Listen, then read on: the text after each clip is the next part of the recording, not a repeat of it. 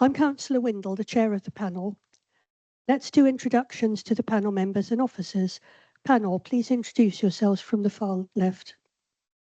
Hello, I'm Councillor Wood from Bassett Ward. Hi, I'm Richard Piakovic from Harefield Ward. I'm Councillor Price, Fremantle Ward. I'm Dave Shields, also Fremantle Ward.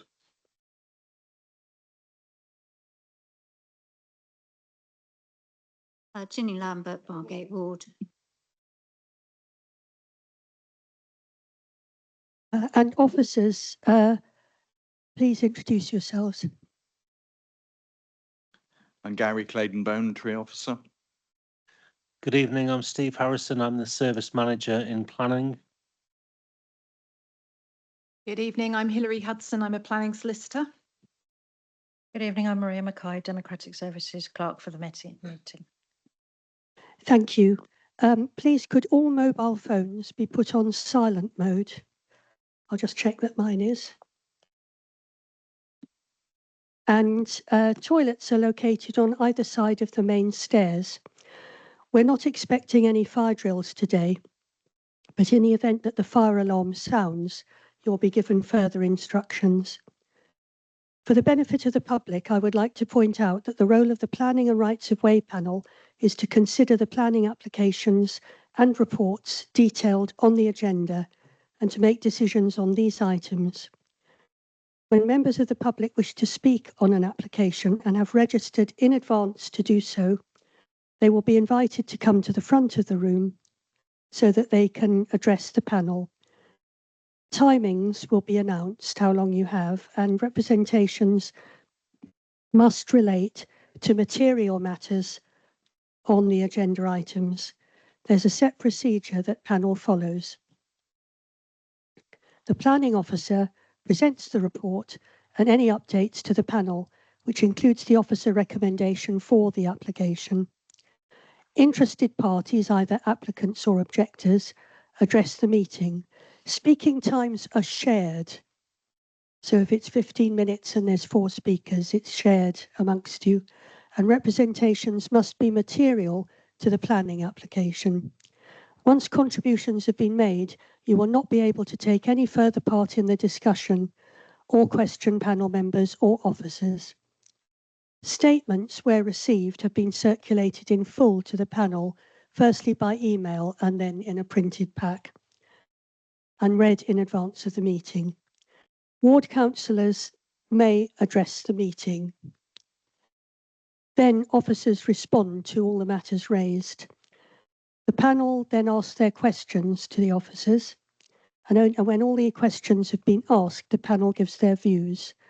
The chair sums up, including listing any changes to conditions or recommendations that have come up, and then the panel votes. Please ensure that everyone involved treats all other parties with due respect in order that the work of the panel can be completed effectively. Please note that if a member of the public interrupts the proceedings or causes a disturbance, I may warn the person concerned. If the person continues to interrupt, I'm entitled under council procedure rules to order their removal from the meeting. And of course, if they're attending virtually, they just need to be muted. We now go to the agenda, and we start with apologies and changes in panel membership, if any. There are no apologies or changes in panel membership. Disclosure of personal and pecuniary interests in accordance with the Localism Act 2011 and the Council's Code of Conduct. Members are to disclose any personal or pecuniary interests in any matter included on the agenda for this meeting. Do any members wish to disclose any interests? No.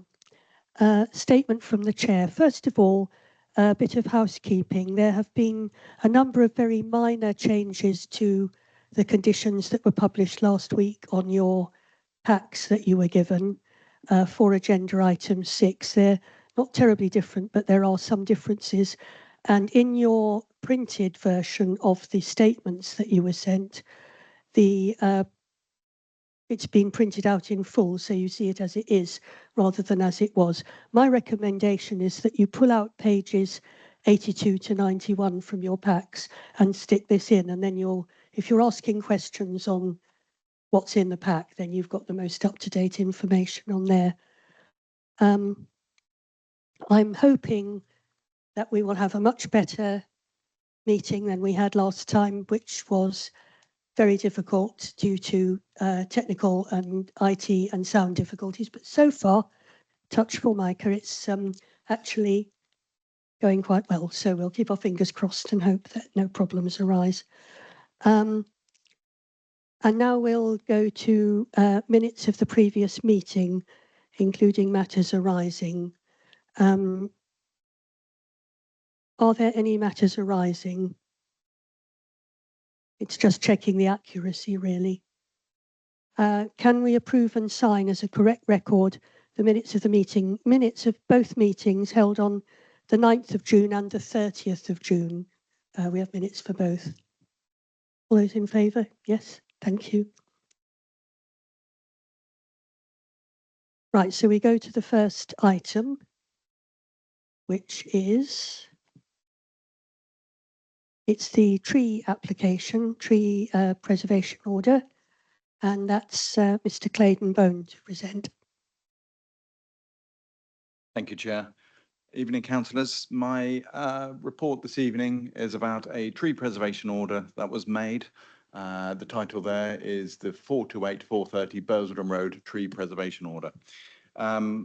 A quick outline there, you can see the area in the hatched. That is the site location. I'm not sure whether you're familiar with the area. So it's along Burswoodham Road. That is the fuel station that is highlighted, and you have Coates Road that runs along the southwest and also along the northeast side of it.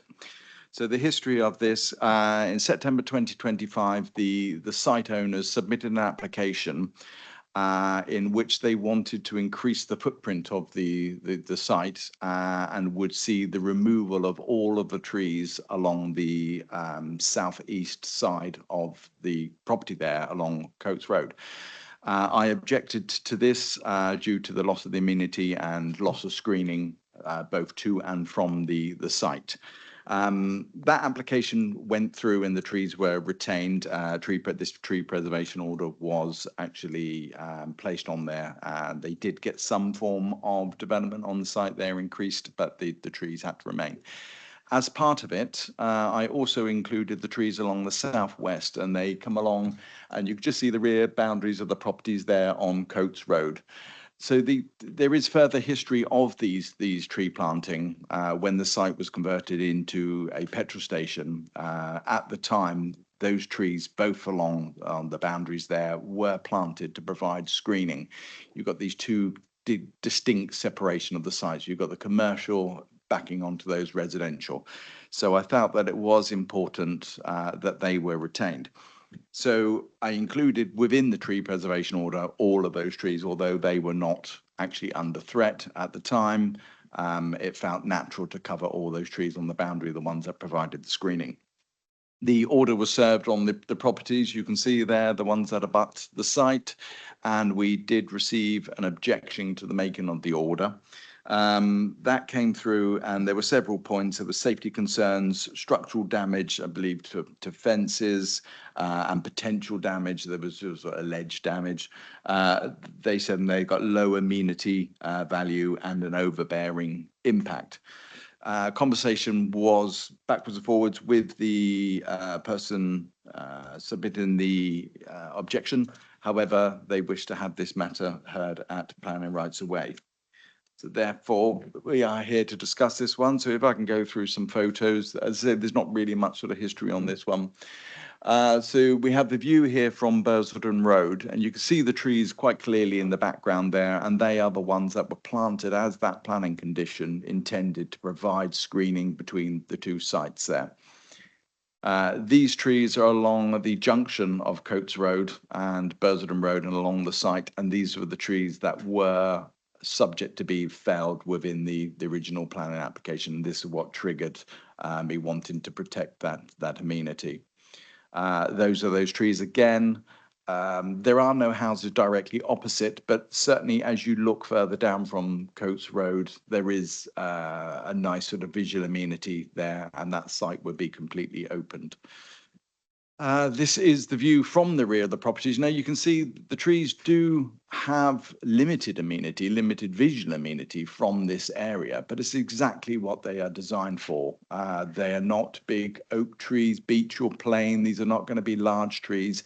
They're small to medium trees that are designed to provide screening, not be too large for their area. And they're just going to sit there quite happily and provide that transition between the two sites. So the properties don't have to look onto that petrol station. They will aid with blocking of light, because the petrol station, I believe, is 24 hours, and you're going to have the lights from the canopy and all of this thing coming through. So it felt necessary to protect them. As I say, we've tried to deal with the objection, highlighting the importance of them and how they're there for the original reason of screening. However, they wish to uphold their objection. So it's my recommendation that the council be allowed to confirm this order without modification. Thank you. Thank you very much. So we haven't got any speakers registered.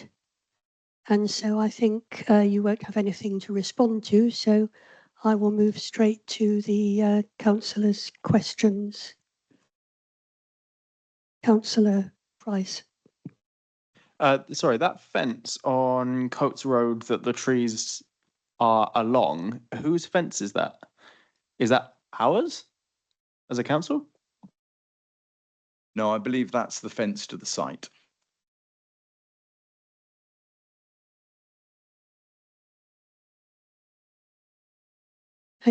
Another question? Yeah, Councillor Price. Sorry, are we allowed to know which property is objecting, or whether it's the petrol station that is objecting or not? It was from a company that owned two properties along that rear boundary. I don't have the letters in front of me, the original letters. I don't wish to highlight exactly what properties they are either, but yeah, it was a property. The company owned two properties there.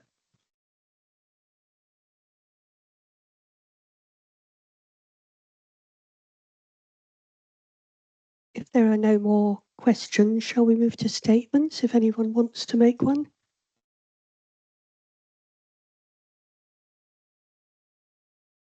Okay, that's fine. You don't have to, it's not compulsory.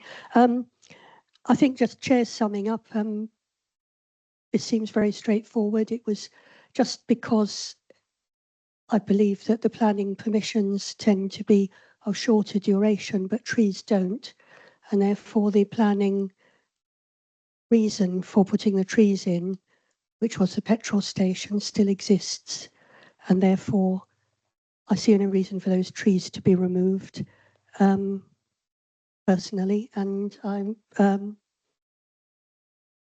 in support of the tree preservation order. So I think we just move to the vote. So the sorry, I want to make sure I get the wording right, because it's not exactly the same as a planning application, is it? So thank you.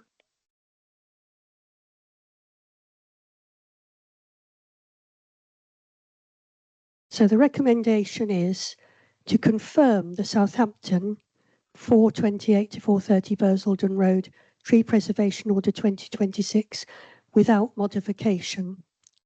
All those in favour? Any against? That's passed. Thank you very much, Mr. Clayton-Bone.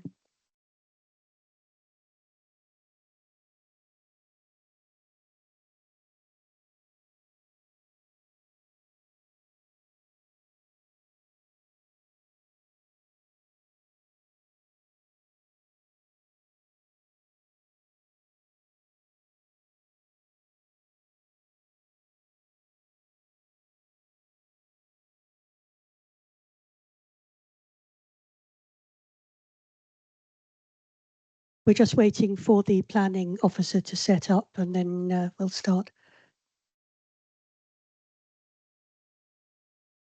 Can I just say while we're waiting that we will be taking the 2 items on the agenda together for this one site, both the planning application and the listed building consent.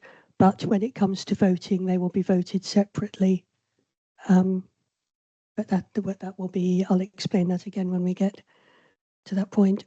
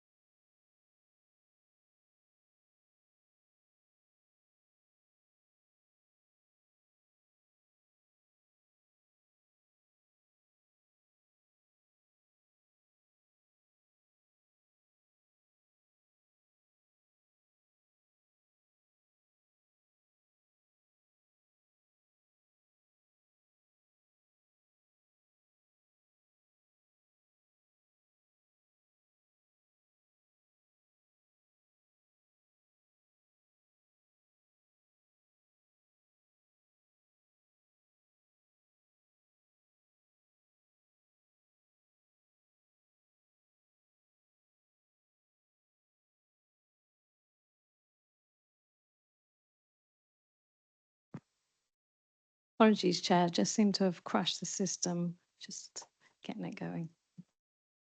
Yes, I know it's this new system. It's not what we're used to.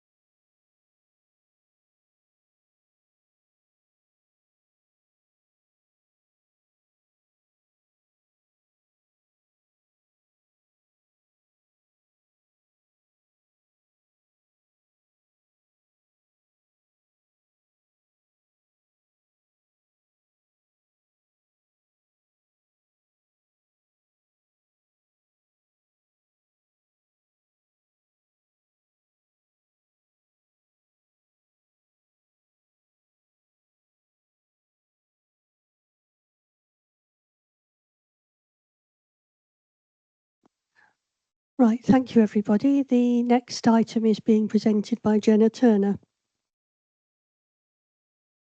Thank you, Chair, and good evening all. Sorry for the short delay.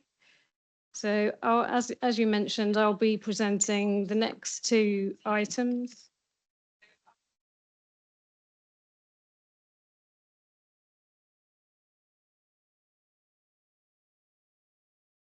That's better, isn't it? I'll present the next 2 items together, and then at the end of the debate and questions, we can then vote on all of the recommendations. So taking the full application first, then this is the site of Connaught Hall's Residence and South Stoneham House. The long description of developments on the screen there, as in the reports. Essentially, this is a proposal to redevelop the sites to provide 1,108 new student bed spaces. So the application site then, it's in the Itchen Valley Conservation Area. The boundary, the northernmost boundary of the conservation area broadly aligns with the application site boundary with Wessex Lane. And then the conservation area stretches to the south and east as far as the Gregg School, taking in sort of key landscaped areas along the way, like Marhill Copse, for instance. So the site includes the Grade 2 star listed South Stoneham House, which is where my green arrow is. and it lies adjacent to the Grade 1 listed St Mary's Church. It shares a boundary with that. The boundary wall is also listed. Other key features to note is the Monksbrook River, which sort of runs along the end boundary, the back boundary of the site, and sits within this lovely tree line corridor. So I'll provide you with an overview of the scheme before sort of boiling down into the various components in a little bit more detail. So this is our site layout plan. A key component of this application is the works to South Stoneham House itself to bring that back into active use for student accommodation. And the scheme for the new build has essentially evolved from this to ensure that the listed house becomes the focal point in this new community, and also is re-established really as the focal point for the wider area. As you see, that's kind of eroded slightly over the years that it's been vacant now. So a series of new purpose-built student accommodation blocks would be constructed around the site, and a range of new sort of pedestrian routes in and around the site, linking them together to provide a cohesive new community. The development is focused on the sort of frontages of the site to retain the more naturalistic landscapes along the river valley. In terms of highway arrangements, it's the access points are broadly where they are at the moment, with their kind of in and out one-way circulation routes in front of South Stoneham House, where it currently lies. And similar for Connaught, an in and out type loop, again, broadly aligning with the existing points of access. In terms of the principle of development, this site is identified for student housing in the local plan. It's been long used for accommodation in association with the University of Southampton. Connaught Halls was originally constructed in the 30s, and South Stoneham House started to be used for student accommodation after World War II. So a long-term presence by the university in their land at this part of the town. And it's welcome that the growth in student numbers has been accommodated on an identified site for that purpose, rather than a windfall site elsewhere in the city, which could be used for general purpose housing. We'll come on to the elevations in a little bit more detail, but this sort of shows the sections through the site with a graduating approach to the scale of the buildings, essentially stepping away from heritage assets and boundaries with residential properties. This provides a typical floor plan of the accommodation. This is a cluster flat model, so the clusters are between 5 and 10 bedrooms, usually with an ensuite bathroom and sharing a living, kitchen, dining space. There's been some thought gone into how the rooms could be laid out to meet the needs of the residents, provide a good quality of environment, and a range of sort of unit sizes on offer. Similarly, the living, kitchen, dining spaces, they've considered how they could be designed so they can meet the day-to-day needs of the residents. And these are supplemented with a generous offer of communal space, which is then pepper potted throughout the development. And the sort of pinnacle of that really is a new community hub building on the Connaught side of things. It's intended that this would also be accessible to the general public to use. It's got gym facilities and event space, and would be located at the end of a new sort of publicly accessible square. So landscaping is a key consideration for this site, given the conservation area status. Itchen Valley Conservation Area, a key part of that character is the landscape. So you'll see from the report there's quite a significant number of tree removals that are shown on the plan here in red. These are essentially self-set trees that are away from established and sort of planned landscaped areas, and care has been taken to retain the important category A trees and the significant trees that screen the site boundaries. And the coloured dots on this plan are the new tree planting, which has been carefully considered, includes street tree types, fairly standard, but also some feature trees and semi-mature species too, which is welcome. And hence there's no objection from the council's tree officer. You'll see we have the usual landscaping condition that seeks to replace trees on a 2-for-1 favourable basis. I've touched on the sort of the routes through the site, and you'll see that we have a condition on the report. We're looking to secure public access in and through the site. This is a shot here of the south lawn, looking back towards the listed house with a new public route that weaves around it and then connects through to the Connaught, offering some fantastic views back to the heritage asset and also enabling appreciation of the wider landscape, which is a significant planning benefit of the proposal. Moving on, a rather technical highways drawing here, which is difficult to pick out, appreciate on the presentation. But in terms of the highway side of things, the site is limited in terms of car parking to 20 spaces for staff and disabled residents. And this is consistent with the approach of trying to have car-free student development in areas that's accessible by sustainable modes of transport in order to deter students from bringing cars to the area. This is a sustainable location. On Wessex Lane, there's an existing bus stop for the Unilink with frequent services to the university campus, the Oceanography Centre, the airport, through the district centre and down to the city centre too. It's proposed as part of the application that those bus stops will be moved into the site itself, which will free up pedestrian sort of flow on Wessex Lane, and they'll also be enhanced.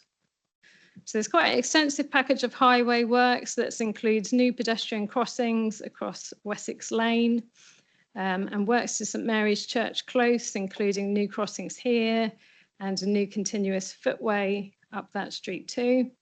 And then you'll see more further away, there's also crossing facilities proposed on the Portswood High Road junction to improve sustainable connections to the district centre, the university and the local centre too. So looking at South Stoneham House in a little bit more detail then, this is some pictures taken of the house before the current scaffolding was erected. Got the back of the house there with the sweeping lawns. In the front you can see the sort of areas of hard standing where the more recent additions were demolished a couple of years ago. So the house is boarded, there's currently scaffolding there now as well. And historically, I'm going to talk about it being perhaps an echo of its former glory, which is probably a fair comment. Does certainly the current condition with it being inactive has eroded the contribution it makes to the conservation area. It's worth pointing out the previous additions to the site, so the previous 1960s extension, which sort of came off the wing of the house and wrapped around that corner with Woodmill Lane, with the 17-storey tower and the manager's accommodation. This was the view of the tower from Woodmill Lane, which was a significant blot really on the city skyline and obscured quite significant views of the listed house. And did adversely affect its setting. So its demolition really was the first step in this project and was a welcome move by the university. It's worth just having a quick dwell on the plan form of the previous additions. This sort of illustrates the previously developed land on the site, which has been used to inform the layout of the new development as being the less sensitive heritage areas to change. So in terms of the new build accommodation, then this is designed to give space to the listed building and ensure it appears as the focal point on the site. So gaps between the building with a new sort of landscape square in front of the house, opening up views from Wessex Lane and Woodmill Lane. And the routes that I mentioned before from Woodmill Lane meandering in and around the site, connecting to Connaught Hawser residents also. So the elevations are deliberately designed to enable the house of South Stoneham House to remain as the jewel in the crown of the site, so not detract. There's a variation in scale, as I mentioned, so the smaller blocks appearing subordinate in height to the main house. But care and attention has been taken in the design of elevations. We have deep set windows, architectural brickwork and string courses with panelling to add visual interest and give a high quality appearance to the new blocks. So block A2 on the corner of this part of the site is the tallest building. It's 5 stories, but this is quite a useful diagram that illustrates the height and the separations.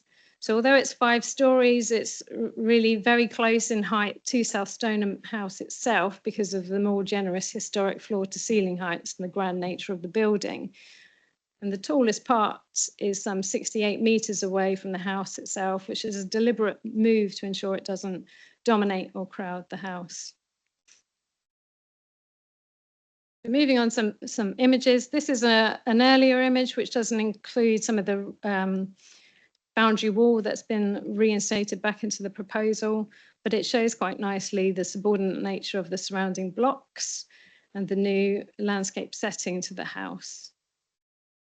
And here you can see the moves that have been made in terms of retaining larger sections of boundary wall to strike a balance between opening up that frontage and providing a good flow from the public realm into the site. And the view from Woodmill Lane, which retains that recently refound views of the house from the corner as the kind of key focal point. It's probably worth mentioning from this image that the final brick colouring isn't decided yet. There'll be an exercise to go through to ensure there's a sufficient sort of contrast to enable the house to pop as a more red addition. So moving on to St Mary's Church and the setting of the Grade 1 listed building, which you can see here, and the vicarage to it as well.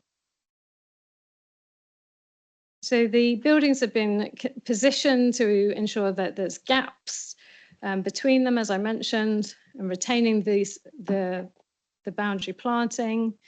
And the height has been graduated down the St Mary's Church Close to minimise the impact on the setting of the listed church. This is the view of St Mary's Church Close with the new public realm works here. Historic England accepts that the development would have a more urbanising effect on the approach to the church. They place this as less than substantial harm to the setting of the church and a moderate level of harm. It's important to note that the buildings have substantial setbacks from the street itself, and again giving the trees some breathing space to grow and allowing some more vegetation to be planted at the frontage. And some changes have been made to the application since originally submitted to enhance block A2, the taller block, to give it more sort of a more positive visual appearance on that corner. So in terms of Connaught Halls of Residence then, so the old quad of Connaught is a positive building within the conservation area, despite the later additions to it, which sort of erode that positive nature, in my opinion. The shot at the bottom left of the screen shows the Monksbrook public footpath that wraps around the side of the Connaught site. And the right shot shows some of the existing halls of residence on Wessex Lane, which are buildings of a significant size. This one's 4-storey, albeit with 5-storey pop-ups and a roof. So the layout on Connaught then is a kind of a quad form, so arranged around a central courtyard, albeit the buildings have breaks in which enable light penetration to that courtyard, and also views to be achieved of the landscaping beyond. I mentioned there's a significant break in the centre of the site, which leads to the community hub building as well. And the setbacks from St Mary's Church Road, you can see in this shot as well. So a graduated approach to the scale, stepping up from the boundaries towards the greatest amount of height in the centre of the site, which is these sort of sections here along the Monk's Square. So in terms of the design, there's been some thought to the proportions of the building to give a clearly defined top to the building. The sort of panelling that we saw earlier has been introduced, as well as the architectural brickwork and the string course. And those deep window reveals also helping to articulate the buildings. So at ground floor level, at street level, the buildings are well grounded with a 2-story height plinth. And stair cores also sort of pop out from the building slightly as well to give articulation. The shot here shows the sort of elevation to the Monksbrook footway with improvements along here to increase natural surveillance and make this a more comfortable route than it currently is, which is another benefit of the proposal. This is the view from the listed churchyard. You can see the white frame of the building. The pink line represents the change that has been made to the massing. There was some massing redistributed during the course of the application. Historic England have confirmed that doesn't alter their assessment of the proposal in terms of the impact on the church. Moving on to the relationship with Friars Way, which shares the common boundary with the Connaught side of things. This is some shots from the existing dwellings there looking towards the boundary with the Connaught site. The building C2 has been reduced in height to 3 stories along this boundary. There's a lot of detail on this plan, but it gives you an idea of the separation that would be achieved and sort of shows the footprint in relation to the dotted orange line of the previous building. The separation and reduction in massing combined with the daylight and sunlight evidence that's been provided demonstrates that this relationship is now acceptable in planning terms. Some sections here showing Friars Way on the left, and the top is the existing Connaught situation. This was as originally submitted in the middle, and then as currently submitted on the bottom row. You can just about make out the dotted outlines of the existing buildings. So here is a montage of the Connaught development along Wessex Lane, looking at the corner here with St Mary's Church Close. So the massing is considered sits comfortably in a context which contains 4- and 5-story building and a historically contained 17-story tower. But notwithstanding this, the setbacks from the streets, the tree screening, and also the breaks in building and the graduation in height ensures that it appears comfortable in this context. Again, a shot down, looking down Wessex Lane towards the corner with block A2 would be on the corner here. So flipping on to the listed building application. So this relates to the works, the physical works of the house itself. So different sort of considerations really to the planning application. So in plan form, the proposals essentially respect the layout of the building as is. The greatest areas of changes relate to 2 stairwells that would be replaced, but these are in areas that have undergone the most change over the years, so least sensitive in heritage terms. And this is required for fire safety purposes. The other key change is in the porch. The porch at the front of the building is a later addition, and there would be a lift inserted here, and that's because the ground level of the house is at a sort of elevated positioning compared with the ground floor level. So that's enabled people to come in. Let me find the ground floor plan for you. To come in at a level access and use some of the facilities on the ground floor. In terms of the upper floors, again, generally keeping the plan form as is existing. The key changes being the stairways and a slight reduction in density from the historic situation. So Historic England and the Historic Environment Officer accept that the building's undergone quite a lot of changes over the years. There's not much in the way of original features left in the building. It's a building which has experienced changed over time, but the works will retain and sort of enhance the sort of important heritage features of the building, enable them to be experienced by users of the site.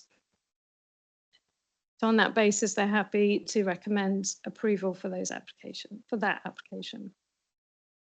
So in summary then, the statutory test for applications that affect conservation areas and listed buildings is that development proposals should preserve or enhance.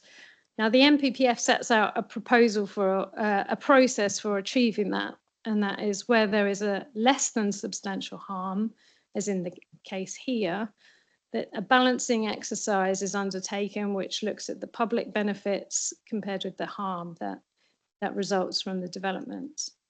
In this case, the key substantial benefits is the restoration of the house and opening that up again for use.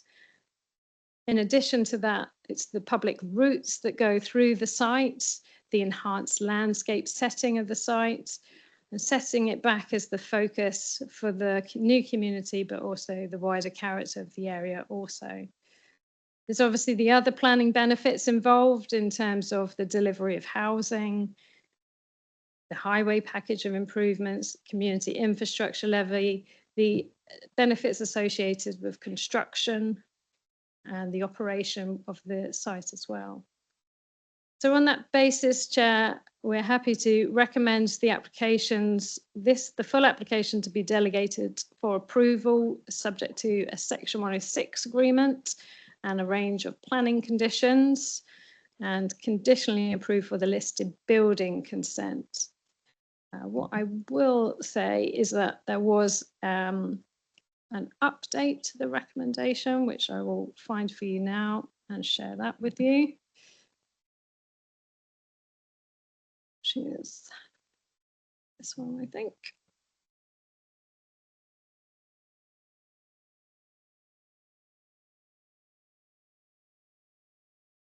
Yeah, see that, okay. So there's an update sheet which changes the recommendation slightly.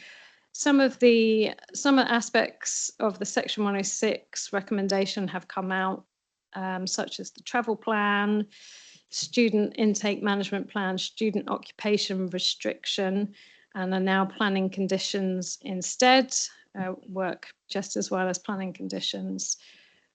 And a public art requirement is also added to the recommendation. A couple of points of clarification. In Section 6 of the report, there should be a heading in there to confirm no objection received from the council's ecologist.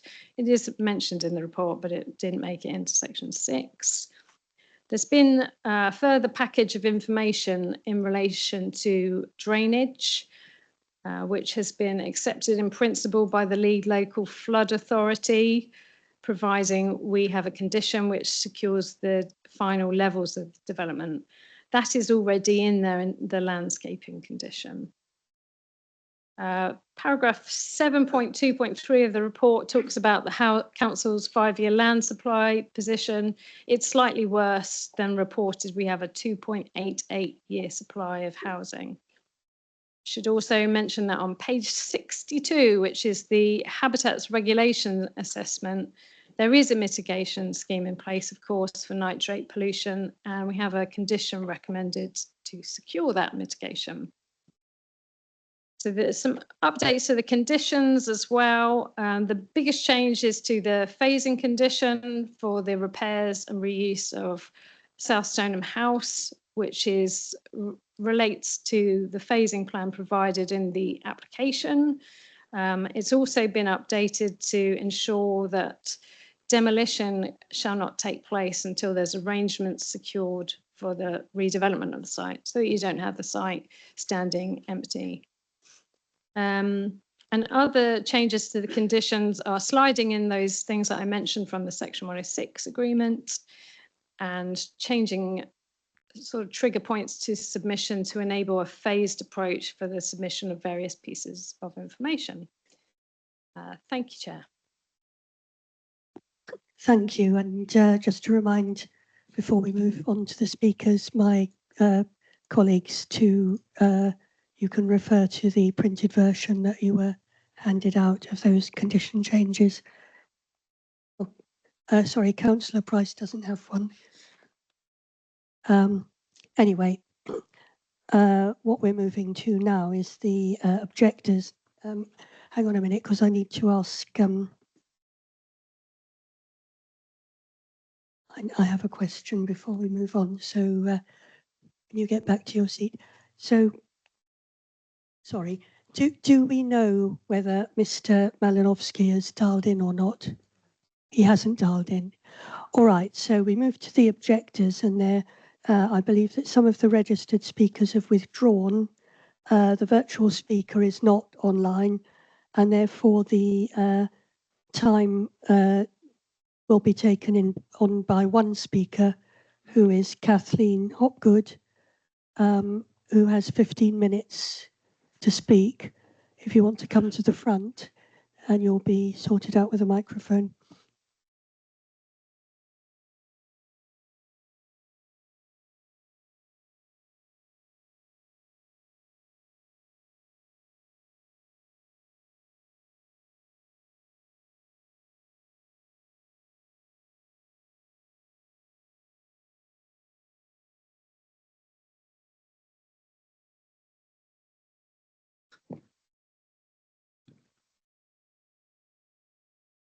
Thank you very much for your time today. I represent a local action group, CASA, which formally objects to this proposal.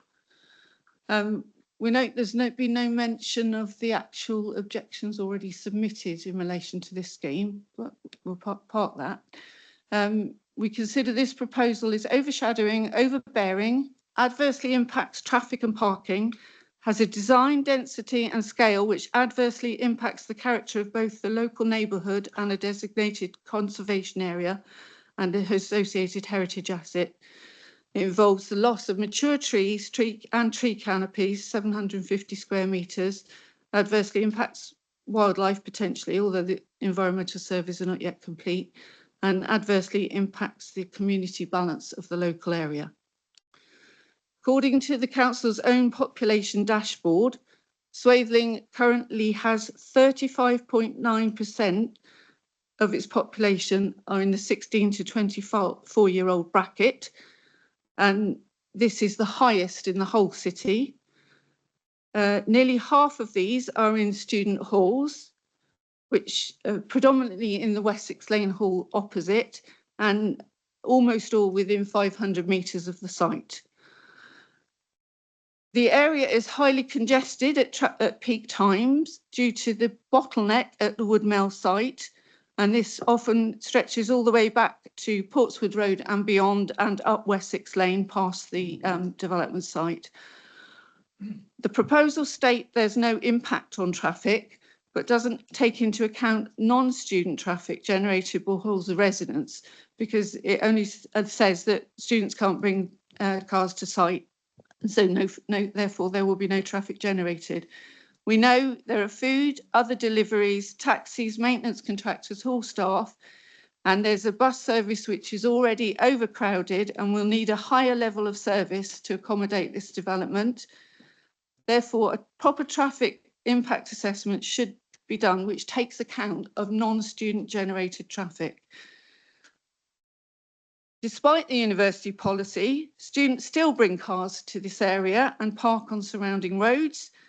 Recent parking surveys have been done when the students were away at Easter or mostly left the site after their exams.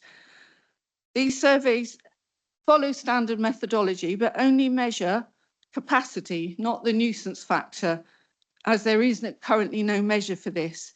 Students often park their cars for long periods, weeks or more, and make access difficult for local residents. Introduction of a residents' parking scheme would only serve to penalise the residents, not the people causing the problem. The residents of Friars Way, which has been shown to you, These adjoin the site, and we believe they should have been in the list of key stakeholders, and they were not. Any engagement with them has been reactive, not proactive. And despite scaling back of the development near Friars Way, moving taller buildings to other parts of the site, the residents of Friars Way consider it will still adversely impact them through overlooking, overshadowing, and the general overbearing nature of the Connaught Hall's replacement. This site is unique in Southampton that it is both designated for the retention of student accommodation and a conservation area. Currently, there is no student accommodation to be retained as all the buildings are empty, having been vacated over time for safety reasons, with no apparent effort made by the university to prevent this. The last one to be vacated was Connaught Halls in 2024. Prior to vacation of the site, total of 540 students lived here. The proposal presented more than doubles this. The planning consultation for South Stoneham Tower was done in 2022 and is not relevant to this current application as the demolition has already occurred. At that time, we were shown a lower scale future development. No numbers were given, but it appeared to restore the 540 beds that were originally on the site, and it retained the old quad of Connaught Halls, which we specifically object to the demolition of.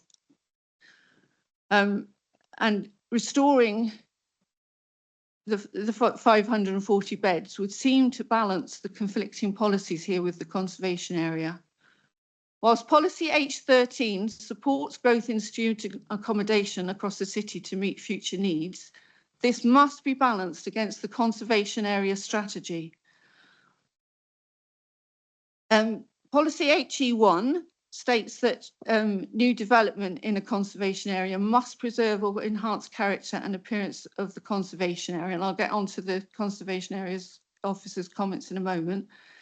And that demolition should only be permitted if the existing building does not make a positive contribution to the character of the conservation area, and that the condition of the repairing and maintaining the building outweighs its importance, and every attempt has been made to bring the building back into use, which we do not believe has happened in the case of Connaught Halls, which is showing no structural stress and may need some internal refurbishment, but this would meet what other Russell Group universities do in restoring their listed buildings and other heritage assets within conservation areas.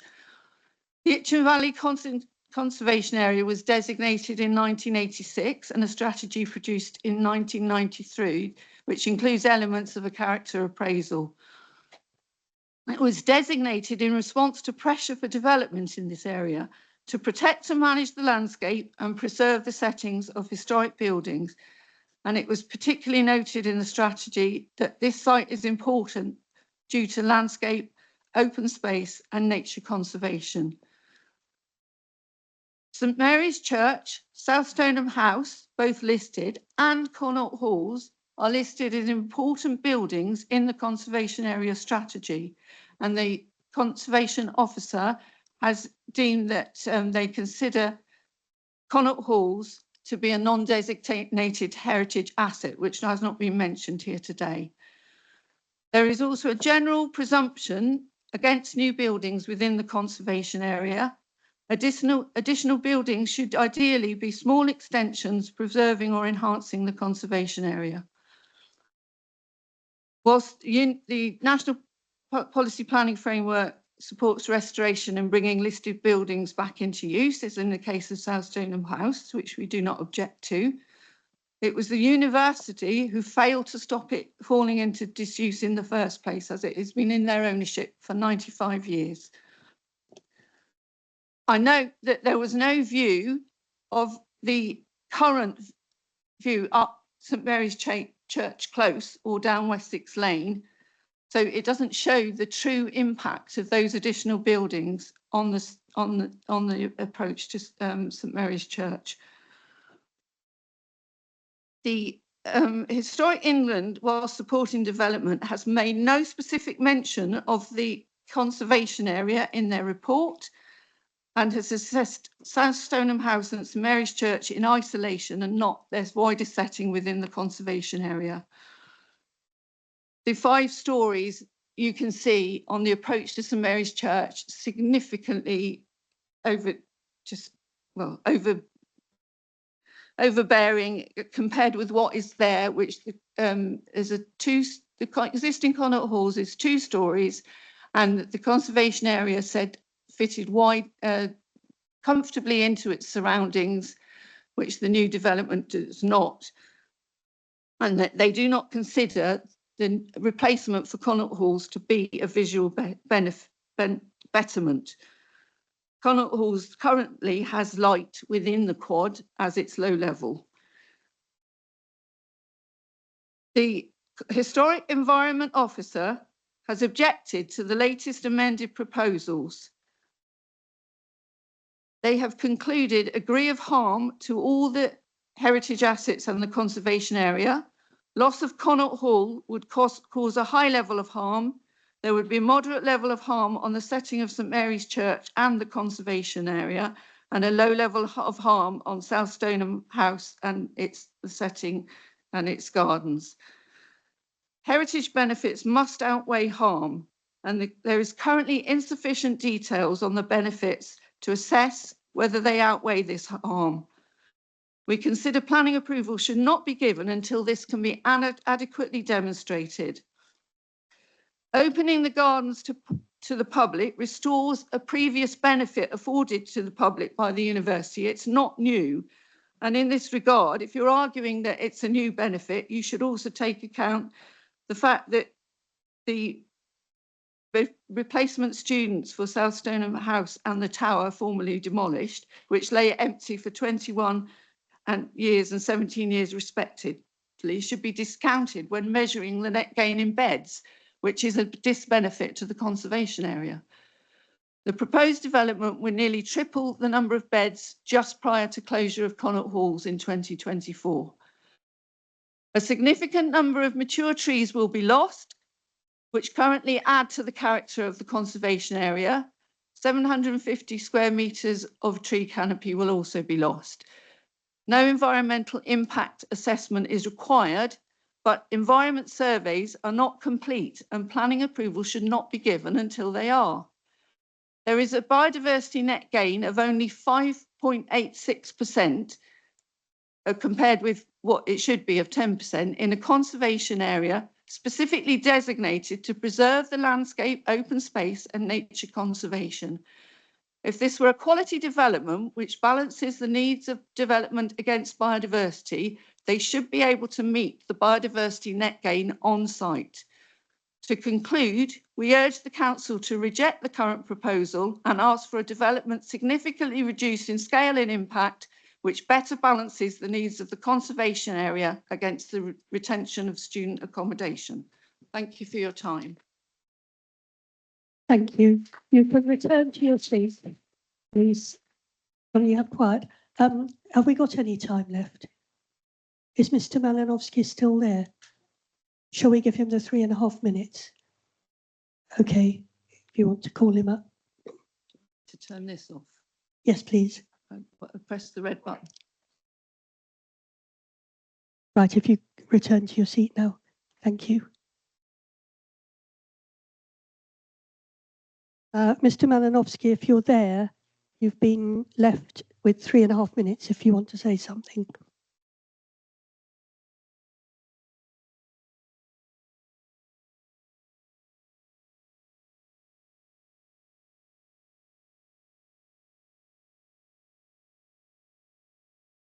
I think we might have lost him.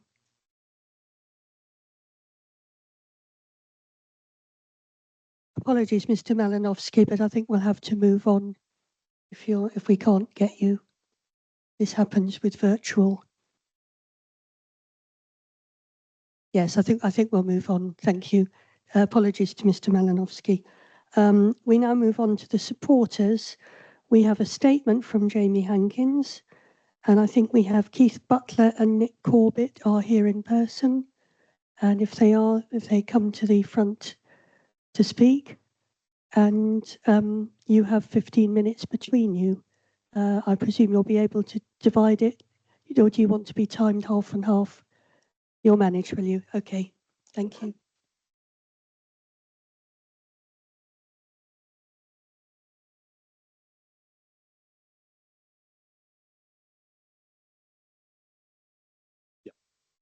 Okay, can you hear me? Yeah, that's fine. Hello, I'm Keith Butler. I'm the project director from the University of Southampton, and I'm here as one of two speakers on behalf of the university and also our delivery partner, the Aspire Consortium. The other speaker is Nick Corbett, who the chair has just introduced. Nick is Director of Heritage Planning and Placemaking at WSP, and he'll explain the heritage benefits of the scheme after I've made this introduction. The application is not a speculative application. The university has an excellent track record of delivering high quality, well-managed student accommodation. The sites at Stoneham and Connaught are safeguarded in the local plan for student accommodation and have historically been used for students for decades. But more recently, the sites have unfortunately become vacant and fallen into disrepair. The demolition of the tower block in 2022 was the initial significant stage of the development works. Connaught Halls closed at short notice in 2024 when significant deterioration in the building fabric was identified. Further surveys confirmed that lighting, heating and electrical systems had reached the end of their serviceable life. Alongside declining demand for catered accommodation, this prompted a review of the viability to refurbish and remodel the hall. That review concluded that the required investment would not be viable, as it would only bring around 300 bed spaces back into use. And as a result, the development of Connaught has been progressed alongside proposals for South Stoneham House. These applications represent the next significant milestone in a programme that will hopefully see students reoccupy buildings and occupy the sites by 2029. Since we partnered with Aspire last year, we've been developing the design, following national and local planning policy, and feedback from your officers, the public, and statutory consultees. This has resulted in proposals that will not only meet an identified need for affordable, high-quality student accommodation and deliver the significant heritage benefits that Nick will come on to, it will also deliver significant on-site benefits for the wider community, including improved connection to the Monksbrook corridor, significant public realm and access to existing parkland, retention of the most important trees on the site, and ecological enhancements through the extensive new landscaping and habitat creation. As a direct result of the feedback received, major amendments have been made to the height and mass of some blocks on Connaught to ensure the scheme complies with local plan policy on residential amenity. We recognise local concerns about parking and traffic. However, the site is in a highly sustainable location, served by the Unilink network and within walking and cycling distance of the university. Students will receive a Unilink bus pass, with car parking limited to exceptional circumstances in line with planning policy. The scheme also includes transport improvements for the wider community, including upgraded walking and cycling routes, better crossings, improved bus stops, and plans to manage student arrivals and departures. The university is one of the city's anchor institutions, employing 6,000 people across the region and contributing billions of pounds to the economy, both locally and nationally. Maintaining our position in a competitive marketplace is key to success, and modern, affordable accommodation is a critical part of our offer. We know this is a differentiator for prospective students. Changes in the international student market mean the university is increasingly focused on attracting more domestic undergraduate students from across the region and the UK. The new accommodation will support the university's strategic growth plans through the delivery of high quality cluster flat accommodation that offers both affordability and the benefits of living on an established student community. We currently have an annual shortfall of around 500 bed spaces for returning students who want to stay in university managed accommodation rather than move into the private HMOs. With revised forecasts continuing to predict undergraduate growth, this demand cannot be met by our existing halls of residence without this development. Taken together, these changing student expectations alongside the university's continued commitments to delivering economic, social and cultural value demonstrate why the Connaught and Stoneham development is such an important investment, not only for the university, but for Southampton and the wider region. I'll now pass you to Nick Corbett. Thank you, Keith. Good evening, Chair and members of the panel. As Keith said, I'm Nick Corbett. I'm a Director for Heritage Planning and Placemaking at WSP. I'm an advisor to the applicants. I'm also a full member of the Institute of Historic Building Conservation, and I've worked for over 30 years with historic buildings and places. I'd like to focus on the heritage considerations of this application, and in particular, the very substantial weight that should be given in the planning balance to the support of Historic England for the application. As I'm sure you know, Historic England is the government's statutory advisor on heritage matters. At the heart of this proposal is the restoration of South Stoneham House, a Grade 2 star listed building of the highest heritage significance. This is an exceptionally important heritage asset, which has suffered deterioration due to being vacant for approximately 20 years. The proposed master plan provides a realistic and deliverable means of securing this listed building's sustainable future through comprehensive repair, restoration and viable reuse, ensuring that it is preserved and appreciated for generations to come.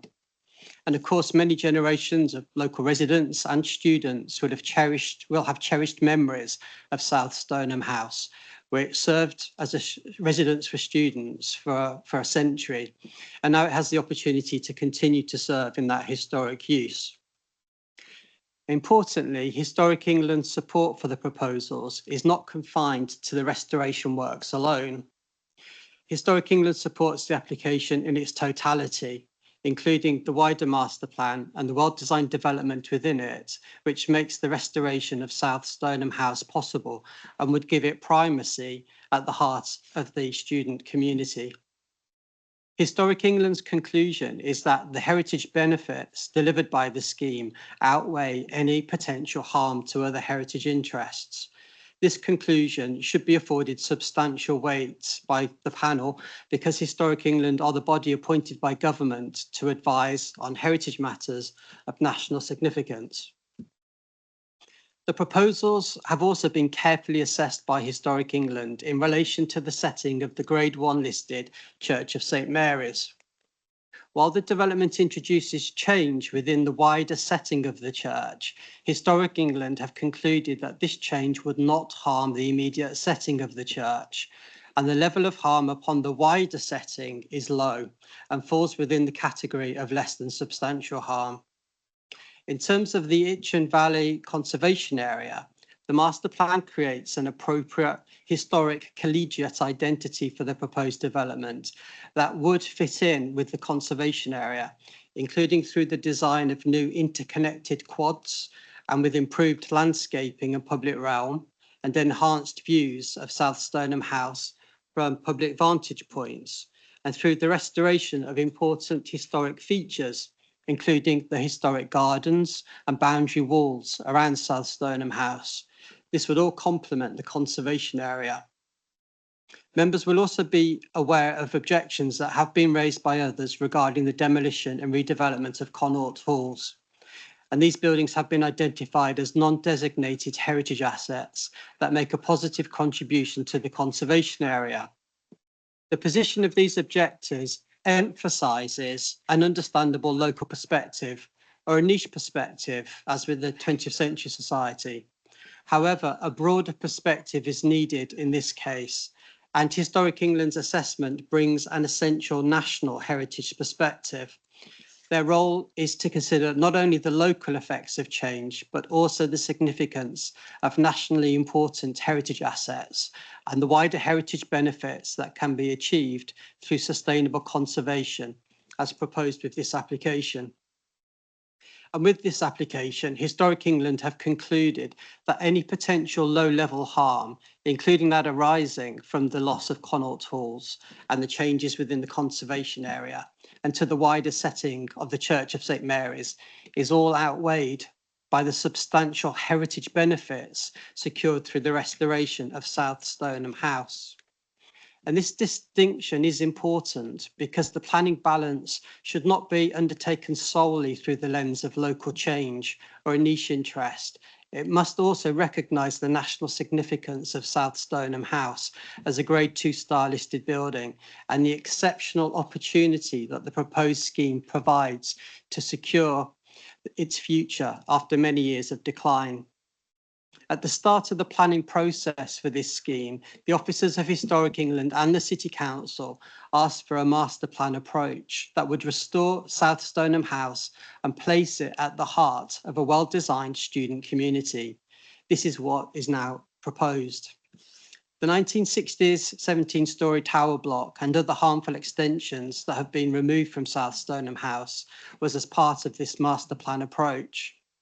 The application now before you would deliver the restoration and viable future of one of Southampton's most important historic buildings and would provide managed public access to it with the full support of Historic England. Historic England support the entire master plan, and their expert advice, as the government's statutory heritage advisor, should be given substantial weight.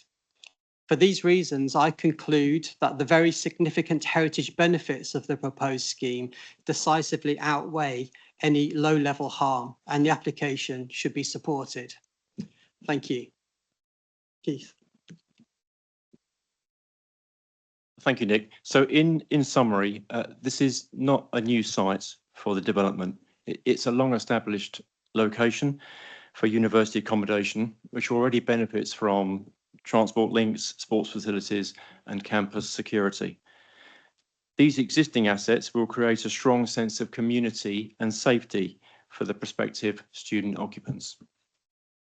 The proposals will create significant benefits to the city through the provision of new student bed spaces to meet an identified need, thereby freeing up HMOs for family housing. The proposals have been amended in response to comments received from the local community and consultees to ensure a deliverable scheme that has the support of your planning officers.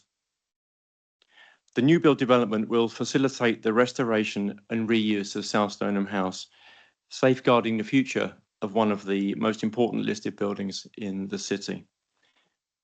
For these reasons, I respectfully invite the panel to conclude that the material planning and heritage benefits of the proposed scheme decisively outweigh any low-level harm, and the applications above should be supported. Thank you. Thank you very much. You can return to your seats. Before I call the next speakers, that's right, you can still return to your seats. Before I call the next speakers, I just want to remind people that this is a formal hearing. It's not something that you come and you applaud or cheer or anything like that. You listen respectfully. And so I'm moving on to the ward councillors, who are Councillor Walsh, Councillor Gravett and Councillor Fielker. I think if you come forward, you're going to need 3 microphones onto you. Yes, okay. So are you going to speak? You're going to speak one after the other. Have you decided on timings? Because you've got 15 minutes, but we could time you 5-5-5 if you'd like that. You'll manage, will you? Okay, thank you very much. Thank you very much, Chair. I'm Councillor Lorna Fielker. I've been advised that I need to declare a disposable pecuniary interest as an employee of the University of Southampton, but I'm not decision maker, so I'm able to speak in this meeting. I'd like to say that I'm not opposed to student accommodation on this site. As we hear, building student housing on university land is exactly what we should be encouraging, because it does reduce pressure on student developments we've built on sites that could otherwise provide needed family housing. And I also welcome the opportunity to see South Stoneham House and its historic grounds restored and brought back into active use. I was pleased to see that changes were made by the applicant following the initial round of consultation, and I did know and I do support the planning conditions recommended by officers, which go some way towards addressing the issues which have been raised. But there are still rightly objections which have been about this development, which have been mentioned, and I support, but I won't repeat, but I would like to thank Ruth Hopgood for speaking on these. I would like to focus specifically on the community impact and the need to ensure that pressure on local services and facilities and the road network and the ability of long established residents and community organisations to continue thriving alongside a significantly expanded student population is considered when determining the application. If this application is approved by the committee today, I would like to see a condition requiring, prior to the first occupation, the submission and approval of a community liaison and neighbourhood management plan. This is something that is often added to planning approvals for high impact or contentious developments. This plan should establish a liaison group involving the university, the operator, ward councillors, local residents, St Mary's Church and the local planning authority. It should meet at least twice a year to review concerns, community access arrangements, transport issues, and to agree any mitigation measures that may be required. And I believe that would provide an important mechanism for ensuring that the university's relationship with the local community remains positive and that any issues arising from the development can be addressed quickly and collaboratively, and to ensure that conditions that have been imposed are being met in the spirit that they have been written in. Finally, I would like to mention health services, because I don't believe the impact on primary care services raised by the ICB in their contribution has been given sufficient weight. The officer's report focuses largely on healthcare contributions in relation to hospital services, but it does not adequately address the additional demand that more than 1,000 new residents will place on the already stretched 3 GP practices in the ward. As a local resident who has had to wait a considerable amount of time to book a routine appointment at my local surgery, this worries me an awful lot. I'll pass on to my ward colleague, Councillor Walsh. Thank you very much. I'm Councillor Walsh, ward councillor. I would echo Councillor Fielker's comments. I do support the use of this land for student accommodation. I just do not support this particular application. My main area of objection is height. The majority of the buildings nearby are 4 stories. That is the university buildings. There is a single 5-storey building, possibly a second if Monty A and B blocks are considered. But actually the closest residential buildings are 2 stories. The tallest here is 6, and that is just too tall for this area. The revisions made to the design of the buildings have caused some residents to describe them to me as monolithic, and they believe that they are an unwelcome addition to the area. There is also significant opposition to the demolition of Old Quad of Connaught. Whilst I know that it has been mentioned there is deterioration within the building, so it cannot be retained, I would urge the panel to consider if perhaps Old Quad can be retained, because that is the one for which there is public affection and has been referenced as part of the setting for historic St Mary's Church, which is of course one of the oldest churches in the city and is parts of which are from the 12th century. Finally, transport. I do not accept the recommendation that all of this should be referred to the university overall transport plan. I think that the panel needs to satisfy themselves fully that this addition, an addition of this size, can be accommodated and dealt with, and that adequate mitigations are in place. The Aspire consortium is not the university, and therefore it is essential that you fully understand the relationship that those two things have when it comes to bus passes and the bus network. And of course, you must satisfy yourself that there is adequate capacity within the bus network locally for this many people. Finally, I just wanted to point out that I think allowing the university to claim a reversal of their own neglect for South Stoneham House is a highly generous interpretation of the current situation. I'll hand over to Councillor Gravatt. Thank you. Firstly, similar to Councillor Fielker, just have to declare that I have a disclosable pecuniary interest as I work for the University of Southampton. So to start, I'm generally supportive of student accommodation on this site with the history of it being used for this purpose. And I also very much welcome the long-awaited refurbishment of South Stoneham House, which has been broadly left to rot by the university. Renovating this listed building and bringing it back into use will be a positive change for the area. I am, however, concerned with three other aspects of the proposal in particular: the height, the demolition of Connaught, and public access to the building. Firstly, the height of the proposed development in the area replacing the old Connaught halls is excessive and will be overbearing on existing houses, particularly on Friars Way. I appreciate the applicant has brought the height down a bit near Friars Way, but that this has led to increased height elsewhere. If the development was slightly shorter, lower, it would be more welcome. Secondly, the proposals to demolish Connaught Old Quad are unwelcome. When you walk past Connaught Old Quad, you're struck by how peaceful it is surrounding St Mary's Church and the Old Quad building itself, and replacing it with a much taller structure rather than renovating what is huge already there will have a negative impact on the character of the area surrounding the historic church and South Stoneham House. Finally, and this is potentially somehow where it could be slightly more positive, the public does have a significant interest in South Stoneham House as a part of our local history, and the improved public access to the gardens, or the return of public access to the gardens, is very welcome. I would like to see a firm commitment from the applicant that there will be the option for public access to the house itself, due to the historic interest in the house. There's actually, there's great potential for improving the public access, and things such as information signs highlighting the history of the house and the site would be very welcome.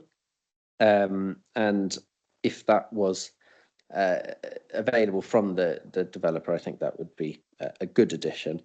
So overall, it's a bit of a mixed bag, because I do think student accommodation is the right thing for this site, but there are concerns that make this application more difficult to support, primarily the excessive height at Connaught, the demolition of the old quad, and the kind of lack of certainty over public access to the house. Thank you.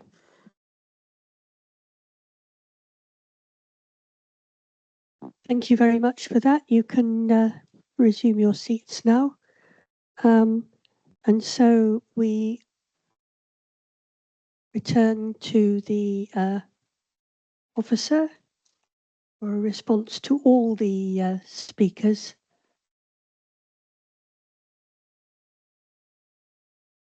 Thank you, Chair. I'll try and be brief, Chair, because you have got a detailed report in front of you which goes through a lot of the objections with responses to them. So I will just pick out a couple of key points. First of all, just to clarify in terms of, wrong one actually. Still getting the hang of this new system. We'll get there eventually. One moment.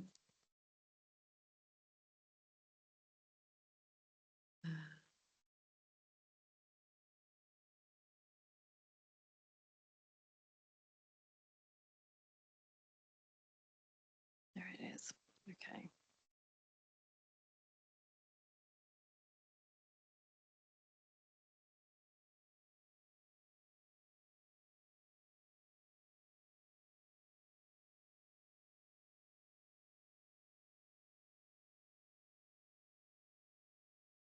Got it. Sorry, it took a bit of time. Firstly, in terms of overshadowing impact, you should be able to see this. This is shadow diagrams have been produced for the site, which shows the neighbouring gardens on Friars Way would not be subject to harmful overshadowing. This is supplemented by a detailed BRE compliant, that's the Building Research Establishment, daylight and sunlight analysis, which also shows that homes and gardens would not be adversely affected in that respect. What I will do now is if I just bring out the presentation one more time.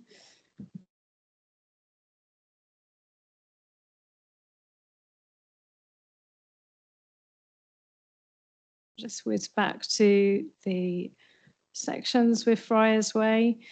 So in terms of the separation and the height, the separation standards largely exceed those standards set out in our residential design guide supplementary planning document, with one exception, and that relates to number 10 Friars Way. And that is by virtue of a single-storey rear extension, which brings separation distances down to slightly less than the separation standards, albeit for part of that application, with the recessed area of that property meeting separation standards and it being fully compliant on the upper floor. So with the daylight, sunlight, shadow diagrams, and largely exceeding the separation standards, that leads officers to the point that the relationship is acceptable in planning terms. Noting there is a change, but efforts have been made to pull the building off of the boundary and keep the scale low at that point. So, and it's sort of no adverse harm in planning terms in that relationship. Just flipping through my notes. In terms of, it was mentioned South Stoneham House, the demolition of that not being directly relevant to this application. Certainly the demolition is obviously not part of this proposal, but the fact that a 17-storey tower existed on this site for a considerable part, a considerable period of time is a material consideration. That was part of the character context of the area. And so that has to be weighed in the planning balance when you consider how development could be distributed on that site.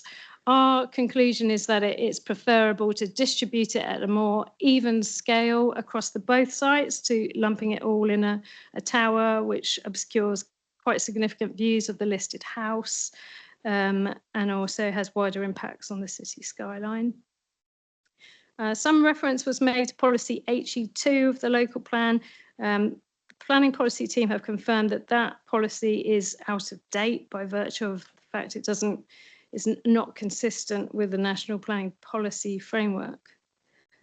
In terms of Connaught, in terms of opening up, the opening up of the site to the public not being a benefit, it is a benefit. It's important in that we don't have any existing planning controls to enforce the opening up of that site to the public. So as a privately owned site, there's no reason for the public to have access. So it is a planning benefit that you bring that in. It's shown on the plans and it is secured by condition 4, which is the sort of public accessibility condition, which also talks about accessibility to the house itself. In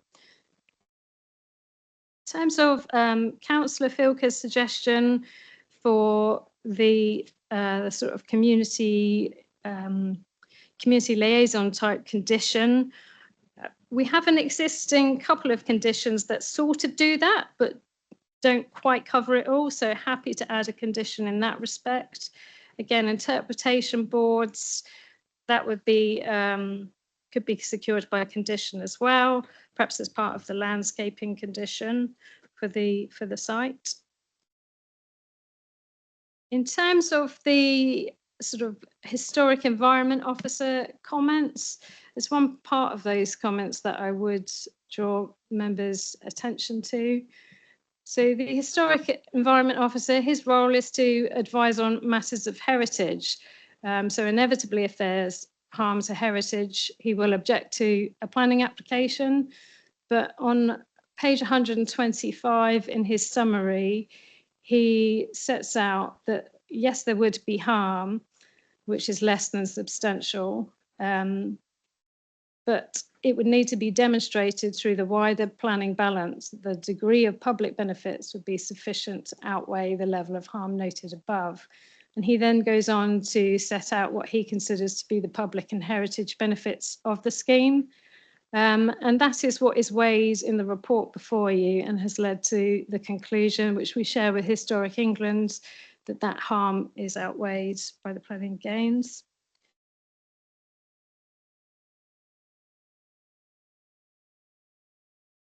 In terms of the reference to the 6-storey height being too tall, I did go over this a bit in the presentation. I think a key issue with the height is the degree of setbacks of the buildings from the public street frontages, but also the site boundaries, the retention of the street trees as well on to help filter those views of the building, but also the substantial breaks and graduation in the massing of the building itself. And this is also something that is recognised by Historic England as being appropriate. The scale of buildings do vary in the area. We have up to 5 stories in height. You have buildings with sort of substantial roofs and roof structures as well. And as I mentioned, there has been a 17-storey tower as part of this context for a significant part of the history. So we feel that 6 stories, notwithstanding that the tower was there, 6 stories feels comfortable in terms of the context of the street.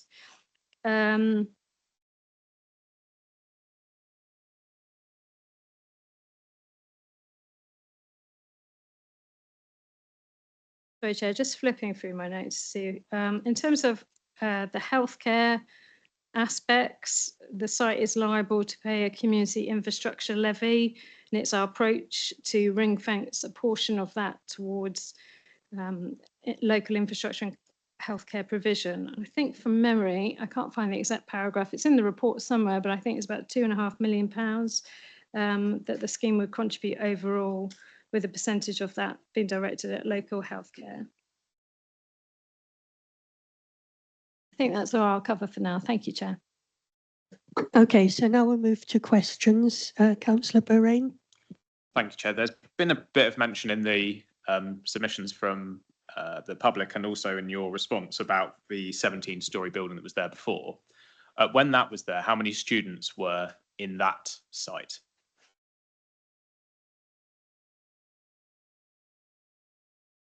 I have got it, Chair. It's in the report somewhere. Let me just find the exact reference for you.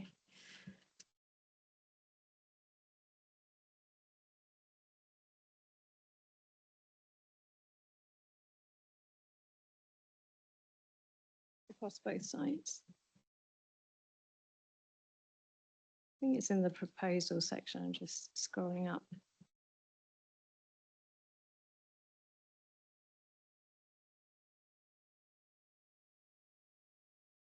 And so the new site, if this goes ahead, is to be significantly more than that. Is that correct?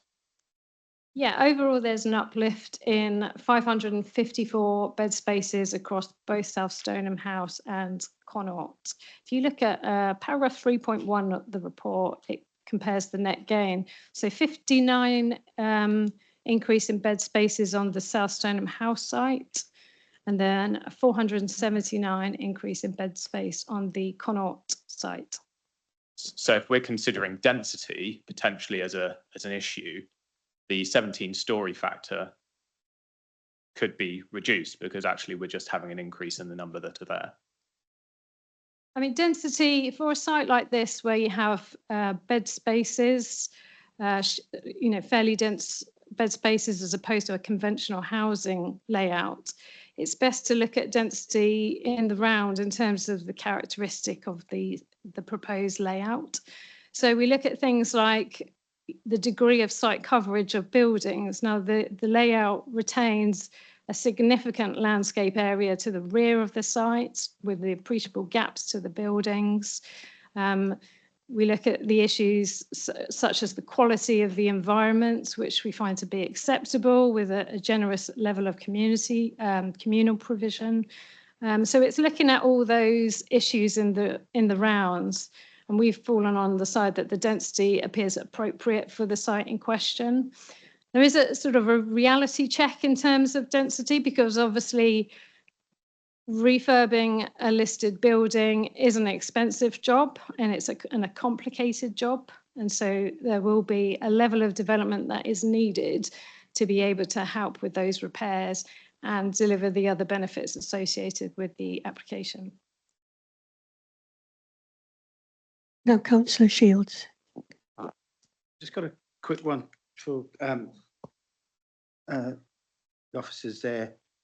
How many students are likely to be accommodated on both sides of the Wessex Lane campus? Because obviously we've been looking at one side of it, but there's a whole load of existing student accommodation. I just wonder what the total number of students are likely to be accommodated in that particular area. And then once you finish that with me, I've got a couple of questions quickly for Mr. Steen. Yes, there's 1,450 bed spaces in Wessex Lane and 1,108 bed spaces proposed across these two sites. Thank you. So that's about 2,600 there.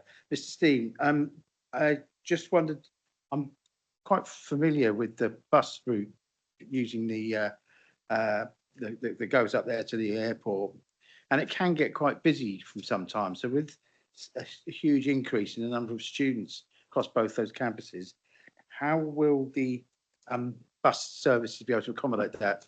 Moving the bus stops onto the site will go some way, but I suspect there will be real pinch points, and I just wondered what measures might be taken to alleviate that in terms of improved bus frequencies, etc. My other question relates to is this part of the Swaithling ward served by a residents parking scheme? Right, second one first. Nope. And then the bus service is their commercial. Actually, Unilink is contracted by the university. So if they need, they can increase the frequencies up to between Go South Coast and Unilink and the university, sorry.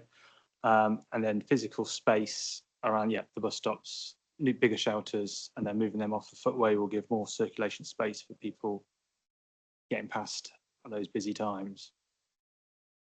Yes, my concern wasn't just about congestion on the pavement at busy times. It's about getting on the damn buses in the first place if they're already full. Yeah, it's been said it'll be up to the university and Go South Coast to work that one out. If they feel that they want to increase the service, they can do that. Councillor Price. Yeah, my question's brief. I didn't get the section number. Section or recommendation number 2, or the condition number 2, I suppose. Subsection 4 was removed. Nope, sorry. Subsection 5 was removed, which read in lieu of an affordable housing contribution and an undertaking by the developer that only students in full-time education be permitted to occupy the development during term time, and that the provider is a member of a recognised accreditation scheme for student housing in accordance with Core Strategy Policy CS15. That has been removed. I did have a flick through. I can't see it re-added elsewhere, but is it re-added elsewhere? Sorry, 5? Yes, condition 5, although I have just noticed that the accreditation tagline is missing from that condition. So we would amend that condition to include that. Thank you. Councillor Wood. Okay, so Connaught Old Quad is a non-designated heritage asset, so it's not individual listed, it's not a grade 1, 2 or 2-star, but it is part of a conservation area. Now, it said it was lighting, heating, etc. come to the end of their life. In my knowledge of buildings is that every 50 years or something, they've got to be upgraded. I just feel that we haven't heard much about whether that was why that was retaining that had been omitted, because looking at the plans, they could have done the Stoneham side, Hall side, and the other quads. Was that a consideration of leaving that area, that quad, and refurbishing it? And what were the reasons again? I mean, quite simply, it's not part of the application proposal, and we assess what we have before us. Notwithstanding what the university have said regarding the issues to do with heating and lighting and the efficiency of the building, it's noted that the layout of the accommodation itself in Old Quad doesn't really meet modern standards for accommodation. It would need significant adapting, and it's not clear that this would be feasible. I mean, there's basic things missing, like circulation on the ground floor, like the sort of individual clusters aren't linked with corridors, for instance. There's issues with the sort of distribution of things like bathrooms and toilets for the clusters. So it's largely outdated, and I think it's the historic environment officer noted that there is obvious benefits in terms of providing a new development which works better with the development proposed in South Stoneham House. So you have a better flow, a better management, and fit for purpose accommodation to meet the need. Thank you. And a second question was about lifts on on Stoneham House. There's one which is a lift on the outside that's been objected to. Now, I've got objections to those sorts of lifts on practicalities, and that I've been stuck with a pushchair at school, and they wouldn't end up having to lift the pushchair bodily up all the stairs because of an inability to use it. In my view, ramps are preferable because they're there and you can use them all the time.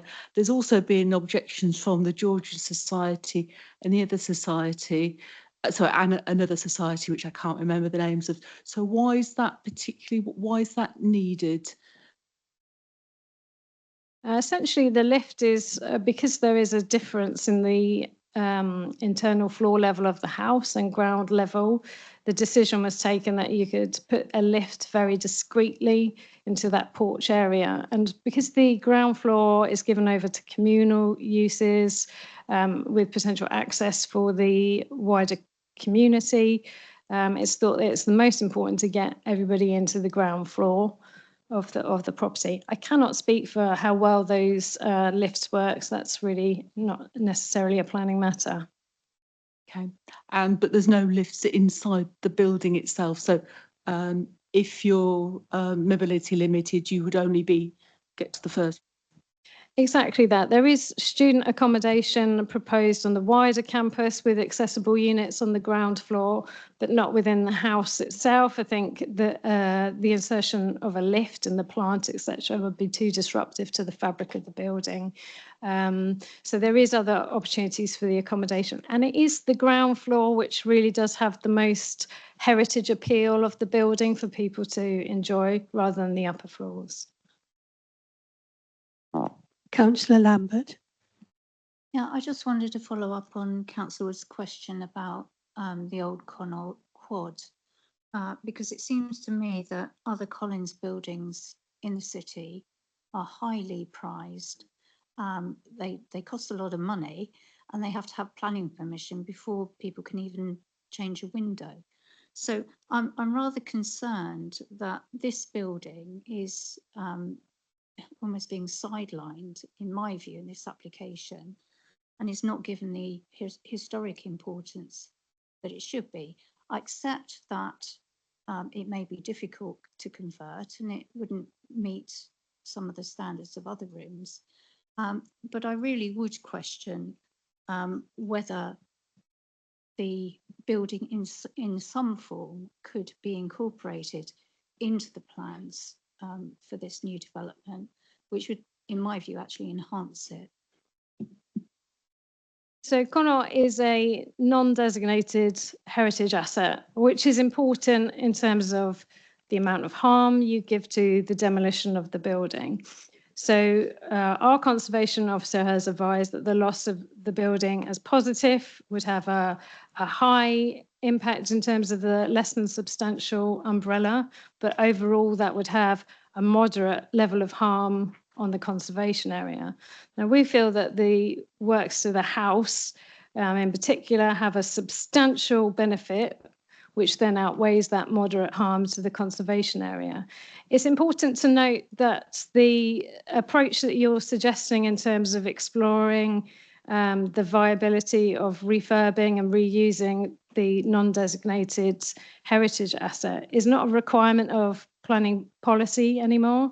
It, like I mentioned, it was set out in policy H2 of the local plan, and this flowed from the historic PPG approach related to conservation area consents for demolition, which is no more.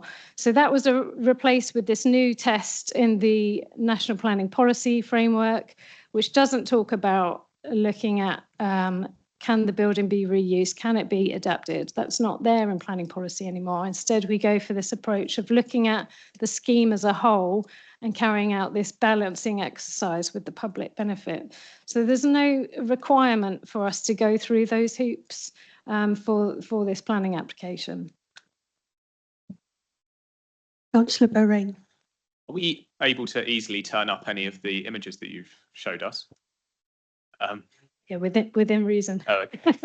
I think it was around page 20 of your slides. It was the photo from the top of Woodmill Lane looking down towards the house.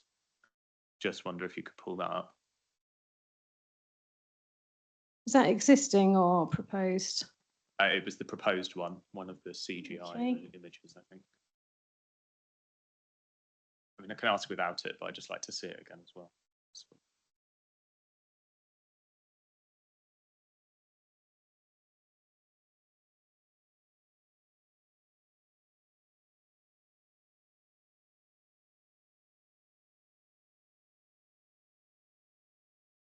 There we go. Is this the one? Yes, that's the one.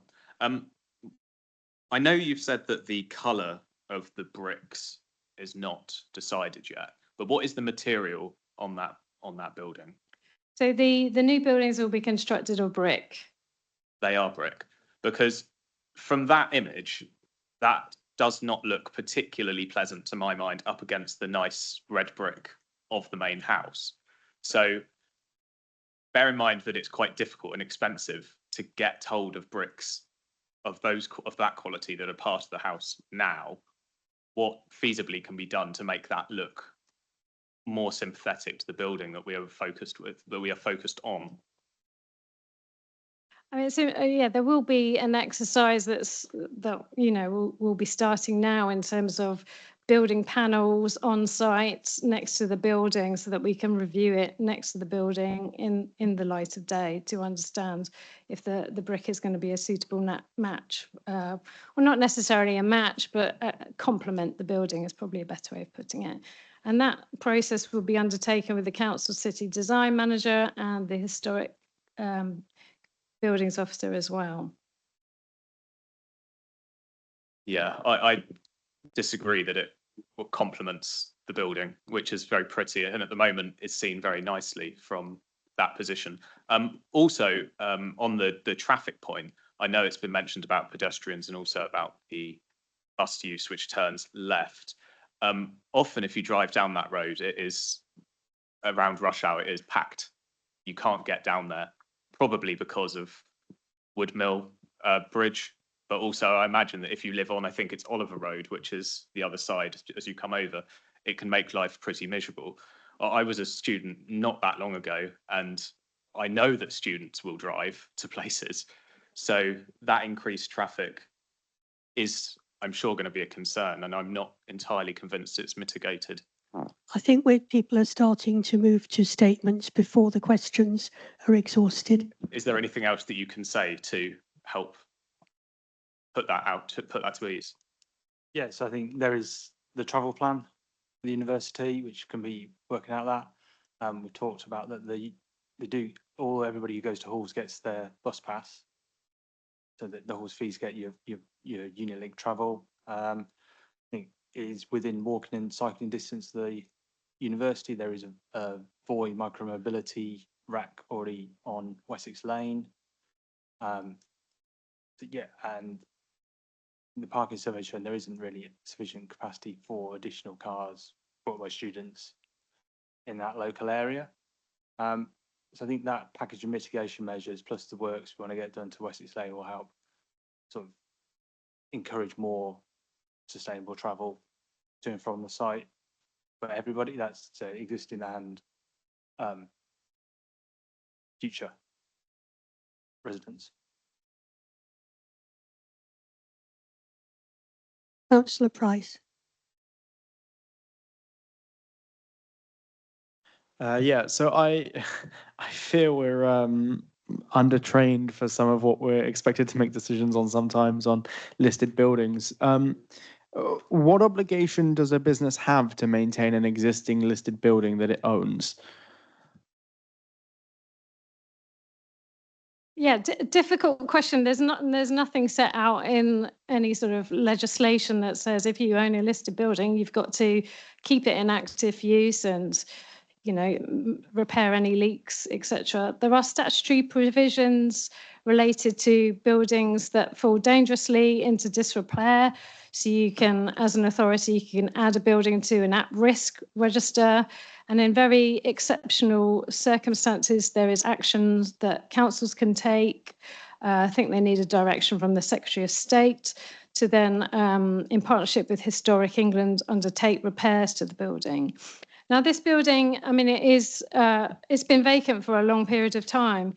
I mentioned that it's difficult to repair listed buildings. It's difficult to get them back into use because of the way that you need to adapt them to sort of modern standards.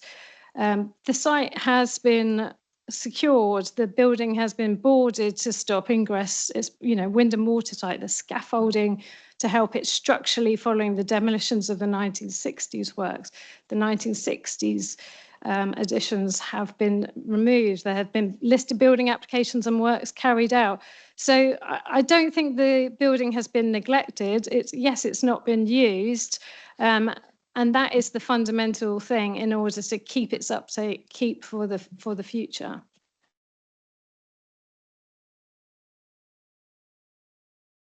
Any other question? Oh, hang on, I've got a question, and then I'll check.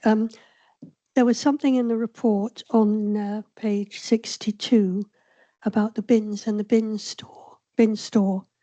And this often happens with developments. There's a small bin store with room for 3 bins and a lot of people living there. Now, I know it says they need to have a management plan. The management plan, obviously, when student move out, we know only too well where the HMOs are, that the student move out is mattresses and duvets all over the pavement. But I think on a regular basis, I'm a bit concerned to see that there's a small bin store, especially as since we had food waste, we've now got more bins that we're required to have. Now, I think this isn't domestic necessarily, but there are new bins needed. You know, it didn't used to be recycling and regular waste. It seems that this has been designed for 20 years ago rather than current needs. What is the plan for the bins? The site would be managed by the applicant with the university who have considerable experience of operating these types of accommodation. They'll operate this site holistically along with Wessex Lane as well. And I mean, their view is that the refuse storage is sufficient based on their experience. But as a safeguard to that, we have condition 10, which is the refuse management plan. So there would be essentially private collection and management arrangements, which would monitor the waste and respond to any peaks in refuse for more frequent collections. So you don't have those issues that we talked about with containers and rubbish spilling out onto the site. I'll just pursue that a bit because the developments I've seen, in my ward and in other wards, the problem has been that they initially started off with a bin store that was built too small and there was no space left when they realised it was too small. And so it's not so much the management of the bins that I'm concerned about, it's the fact that if you don't catch it at planning time, when you can actually say this bin store needs to be bigger, there will be nowhere to store any additional bins at the point where they realise the management of waste requires more bins.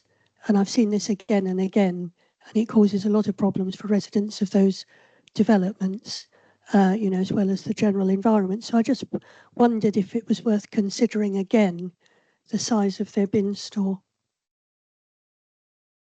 I mean, the size of the store can fit the containers, which is the important point. And essentially, like I said, if there is an issue, then the condition is there to safeguard with more frequent collections, which is more than sufficient in planning terms. So the answer you're giving me really is that you keep to a few containers, and if they're not enough, you empty them more often rather than adding, because they're not being collected in the alternate waste collection like private flats. They're being collected by private waste operators. Yeah. Exactly that, yes. Councillor Bahrain. Yeah, condition 14 on the new conditions, which I think is about soft and hard landscaping. About halfway down the first paragraph, it reads, the approved scheme implemented shall be maintained for a minimum period of 5 years following its complete provision, with the exception of the approved boundary treatment, approved tree planting, and approved external lighting. Does that mean that most of that can only be retained under the conditions or enforced under conditions for 5 years, at which point it could just be left? Yes, apart from the bits that we feel are important to be retained for the lifetime of the development. It's a standard approach to landscaping for all developments. Any other questions? If everybody's questions have been asked, shall we move to statements then? Councillor Shields. Thank you. We are quite clearly from the presentations from the supporting statements, more purpose-built student accommodation is needed across the city, and this is a very good location for them. I would argue that there are some parts of the city that are better placed for purpose-built student accommodation than others. I think it's good that student accommodation is being proposed here, but I am aware that this is quite a large intensification of this type of accommodation, and it will have to be managed quite carefully. My concerns, based on the questions I have, though, is the sort of the mitigation in relation to the transport. I think not only is it about public transport links that are already there and making more effective use of those, but perhaps to pick up on Councillor Bahrain's situation, that maybe a local transport plan could make sure that there is better public transport links across Woodmill, and across to Bitton Park from the Portsmouth side to reduce the amount of traffic congestion. That's the first thing. I appreciate that's not a planning condition. It's probably something we can pick up as part of the next iteration of the local plan, transport plan. I mean, the other thing is that there isn't a residence parking scheme for the area, and I don't see that this could be a partial mitigation to raise some of the issues of concern. But I disagree with the concept that any such scheme would be punitive. I think it's going to be an important part of the mitigation necessary to safeguard local residents at particular times when things are going to be busy. Of course, going with that, there needs to be proper enforcement. So I think on balance, and I mean, it's difficult because I'm sensitive to those arguments around the heritage as well, but I do think this is something that we ought to be supporting.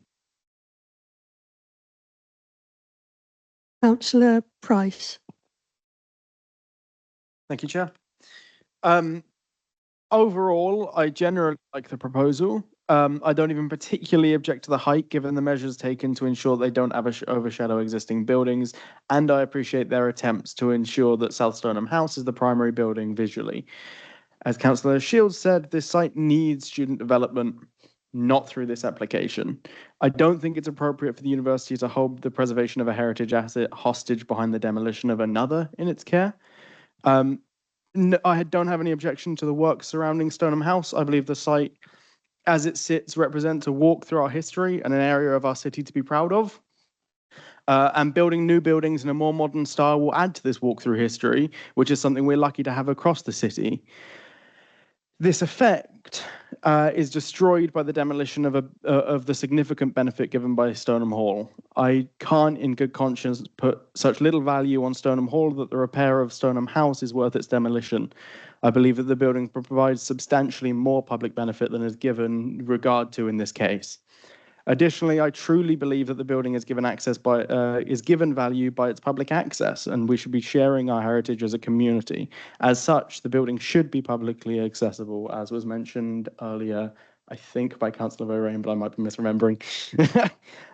Finally, as a Green, you'll be unsurprised to learn that biodiversity gains are an incredibly important matter to me, and the failure to meet these is disappointing. It seems a bizarre choice with so much green space on the site, and not filling this site with more biodiversity is, in my opinion, unacceptable. Councillor Wood. Thank you. I would have liked to see more consideration and possible retention of the old quad. And I do commend the upgrade, the full refurbishment of Stoneham, and the fact that we're fitting a lot of students in what looks very appropriate place. I think on the planning balance, I'll be voting for. Councillor Varain. Yeah, so I appreciate it's always very difficult because we have to balance on the material considerations that are before us. But I have to say that on this occasion, I won't be voting for this because I think, as you would have heard through my questions, I struggle to see how, firstly, a development of this size, in addition to what's already on the other side, and also the architecture of the surrounding, given that beautiful house, I do not personally see how that can fit in. Looking down that road as you head towards Wood Mill, as it currently stands, and seeing the beautiful red brick up against that, I wouldn't like to see it wrapped around in some modern bricks. I do also have continuing concerns about the traffic. As I say, I was a student in Southampton, and I know plenty of people who will drive, and they will drive, and it will get busier. And we have heard that this is essentially doubling the number of students that will be on that road. So there's density concerns, there's traffic concerns, there's character concerns that I have. So I'll not be voting for it this evening. Councillor Lambert. Yeah, I'm not going to repeat what other people have said, but I have very, very serious concerns about knocking down a heritage building. The panel will be aware that I'm very keen on preserving our heritage, and it's constantly being chipped away at the whole time in this city. I think the comments made by the 20th Century Society are relevant. I would query why they were referred to as niche. I don't think it's niche to state that the demolition of Connaught would completely destroy the historic significance of Connaught Hall and should be taken into account as heritage harm. And then they quote the NPPF section as well.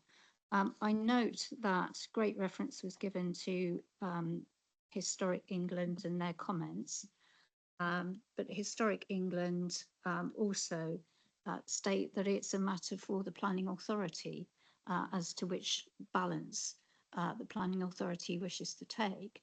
I mean, I want to see student accommodation on this site. It is an entirely appropriate site for it. But I can't, in my conscience, vote for the destruction of one of our historic buildings.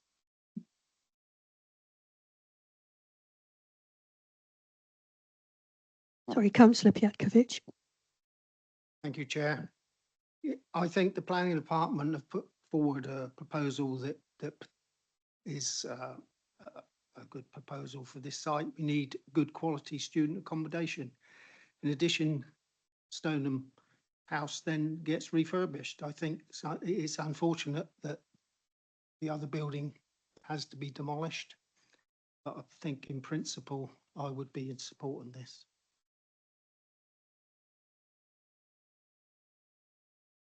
Right, Chair, summing up, I think there were sort of varied views. Um, I think transport is a big issue, and I really hope that if this is passed, that will be looked at again. It was something that several of my colleagues raised. I am very mindful of the officer's contribution when she pointed out, and it's not an accident that when officers point out that we're not meeting our housing targets. And I do have to remind my fellow panel members every meeting, I think, that we are not meeting our housing targets and we don't have a 5-year housing land supply. And that makes it very difficult for us to defend a decision not to grant, even on student accommodation, which is deemed to be housing, because supposedly it takes them out of the private rented sector within the city. I think that I like Councillor Shields. That was a point that Councillor Shields made, which was that it is better to be within the university's areas. For the halls of residence, we've had quite a lot built in all sorts of odd places around the city, and I think that sort of if there is an expansion of students, I think they will prefer to be nearer to the university. So I feel that despite some of the objections in terms of planning rules, planning guidance, and the national planning policy framework, we would be on shaky ground to turn this down on the basis of some of the objections. But I do hope that the officers are able to take away some of those objections and maybe negotiate with the developer to put in more of the mitigations. In fact, before we move to the 3 votes that we're going to have, I wanted to ask, first of all, we were going to add back in the accommodation management scheme, weren't we, that seemed to have been missing in the new conditions. And then I think, was there a bit of Councillor Fielker's condition she suggested that wasn't already included in those new conditions? So I was going to remind officers that when we vote, we would like to see that additional bit of condition that was missed would be added in, and also the accommodation scheme. Yeah, just to clarify that. So there was an update sheet that you've all seen and was published online. So those changes are put forward by officers, and through the debate, there's been 3 further conditions. So you've got the interpretation boards, you've got the community liaison plan recommended by Councillor Fielker, and the Southampton SASH is the acronym, but I can't remember exactly what it stands for, but the accommodation management. So those are the 3 additional conditions on top of the update sheet. So with that, we then we have votes, and we have 3 separate votes, none of which are dependent upon each other. But I think that Mr. Harrison is going to explain that to us before we attempt to organise ourselves to do it.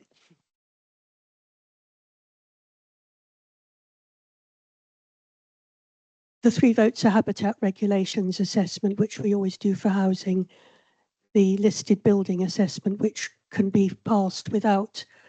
Anyway, he's going to explain. Yeah, sorry about that. Just taking some legal advice. We don't often bring listed building applications to panel. So there were immediately two votes there. You've got the planning recommendation, which is to delegate with a section 106. That's to consider the planning use and the new build development. You've got the listed building consent, which is looking for approval to the physical works to the listed building. And you've got this habitats regs assessment as well. Just for the benefit of the audience, what that is, and that's set out as one of the appendices, is basically we live in a rich ecological environment. In Southampton, we've got the Solent Waters and the New Forest, and they're protected environments, and we recognise that new residential development has impacts on those environments. So the appendix sets out the mitigation that is put in place across all new residential development in Southampton. So basically that vote is just recognising that we understand the impact, and you're saying that the mitigation is there to correct any impacts on those environments. So 3 votes. We would recommend, in terms of the order, you take the listed building application first. That's not really to do with some of the issues that you've raised as a collective in terms of scale, etc. It's purely the physical works to the listed building. Take that first. Then we look at the habitats regs assessment, because that then frees you up to make a decision on the planning merits, which is the full planning application. I will take your advice. So first of all, we vote on the... Oh, yes, go ahead. To clarify, the listed building control, that consists of the works required to turn it into a habitable accommodation, so it's the internal works. Yes, but if you were to approve the listed building application, it does not mean that you then have to approve the planning application. So the listed building consent, the focus is narrower, much narrower. All the planning merit, all the issues around transport, etc., absolutely nothing to do with the listed building consent. It's purely the works that you saw to the listed building, those internal alterations, the lift to the front, etc. So those physical works is what is being sought. And that they could be undertaken even if they were to lose their planning application for the main use. They could still seek to do those works to the listed building. Right, so we move to the first of 3 votes, the listed building consent. It doesn't affect the other 2 votes. So all those in favour of the listed building consent? Any against? Any abstentions? Okay, so the listed building consent, the separate one, is passed. The next one is the habitat regulations, which Mr. Harrison has explained. Again, we can pass this and then not pass the main application. We just agree to the habitat regulations. So all those in favour? That's passed. And so we move to the main application with those additional conditions, the conditions that you were issued with at the start of the meeting and emailed yesterday, and the added ones that have been explained, Councillor Fielkers and the accommodation and so on. And with all those new conditions, it's to delegate to the Director of Transport and Planning to grant planning permission subject to criteria listed in the report. So all those in favour? All those against? Any abstentions? I think that was 3-4, wasn't it? Is it 4-3? Yes, sorry. So that's passed. Yes, that's passed 4-3. Thank you very much for everyone who attended and for your patience, and to the officers. I think that's been quite a long session. We've been here since 5. I suggest that we resume at 7:30, so that people can go and get drinks and comfort break. 7:30.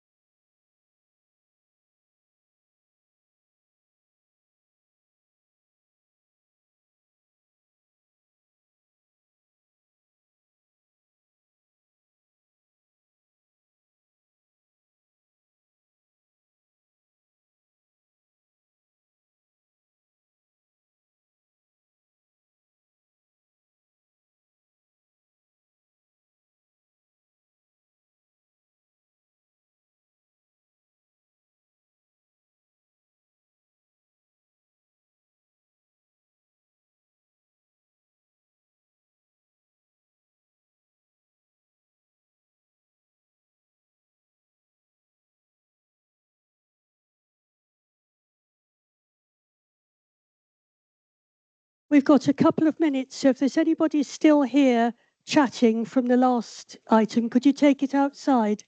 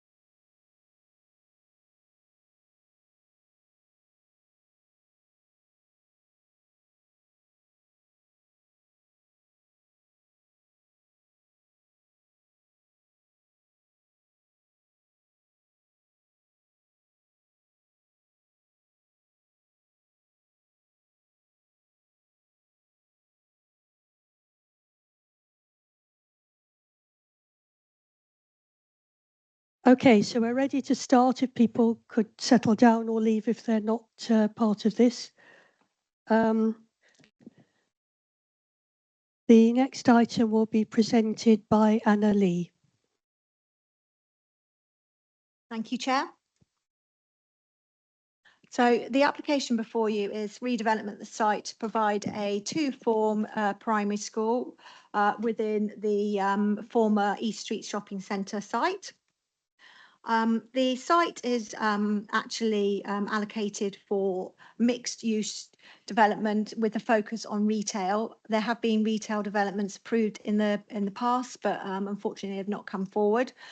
So although this is deemed a departure, as you can see in the report, policy have raised no objections because it's a vacant site and has been for at least 13 years following the demolition of the East Street Shopping Centre. In terms of the site ownership, the council owns the freehold of the site, but the Secretary of State owns the leasehold with the ability to buy the full freehold if planning permission is granted. So looking at the site, as I said, it's vacant. It is surrounded by a number of roads and also commercial on East Street and residential properties to the north and the south, as well as the Central Hall. Central Hall is a locally listed building, but it's also more importantly where the school are currently housed at the moment. And obviously this proposal is to provide a permanent site for them. Just a few photos of the site. It's quite hard to take photos of the site because it's quite a large site and it's obviously been secured. But so this is the end of the East Street pedestrianisation area currently, and looking at the commercial, looking up, as you can see, the attractive facade of Central Hall. Again, this is standing from nearer Central Hall, looking back down. This is the view from Lime Street. Lime Street is the main vehicular access point, and this is Evans Street, which is the road between the current school and the site, and this is the subway and the existing footpath, and this is the footpath between the site and Lime Street. As you can see, that's quite a narrow footpath, and the same is true for the one on Evans Street. Just a quick look at the sort of residential properties within the area.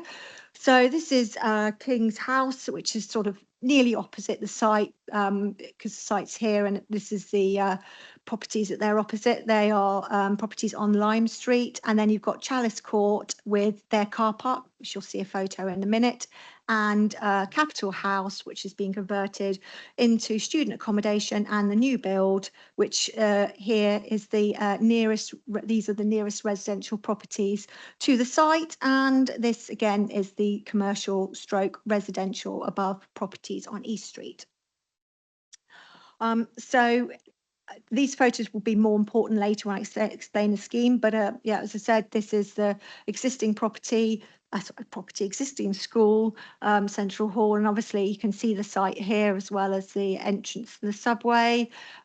This is the end of the East Street before it reaches the pedestrianised area, and this is obviously demolition of Debenhams just in the corner there. This is the subway.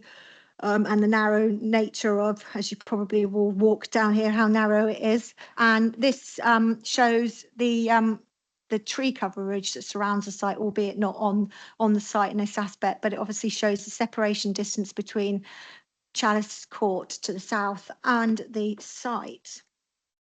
So, you know, it's obvious that a school will result in an increase in pedestrian and vehicular movements. So there's been a package of Section 106 agreements, or Section 106 mitigation measures put forward in terms of the highway works. I think the main one really is, as I showed you, the picture of the Evans Street narrowness of the footpath here. The proposal seeks to infill the subway at this level and close it off on this side. Increase the width, so that will be 5 metres width-wise of the carriageway of the footpath, and to the rear a 3 metre footpath on Lime Street. And the most important one in terms of highway safety is the change to East Street. So increasing, so obviously at the moment this is the pedestrianisation, the pedestrianised area. This will be increased to pretty much Orchard Place, which is further down. But the most key thing to mention here is this is not going to prevent the commercial premises servicing their units, because obviously that is key in East Street. But in terms of the development, explain that further later on the next slide. But as you can see, the building itself sits nicely within the plot. The building is 3-storey at this point and 2-storey at this point, and has been set back so that people who are walking up here or whatever, or viewing or going into the school, are able to see the attractive facade of the existing property at Central Hall.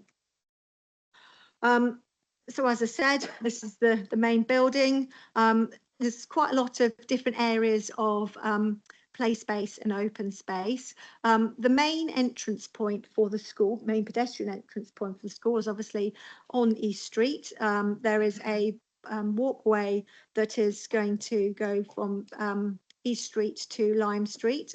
This is also to be secured by the legal agreement to retain it being open, and also to safeguard it if there were to be any redevelopment of the site adjacent here. In terms of the vehicular access, there are 4 car parking spaces proposed to accessible. This is also the access for the servicing as well, and there's also a pedestrian access point here.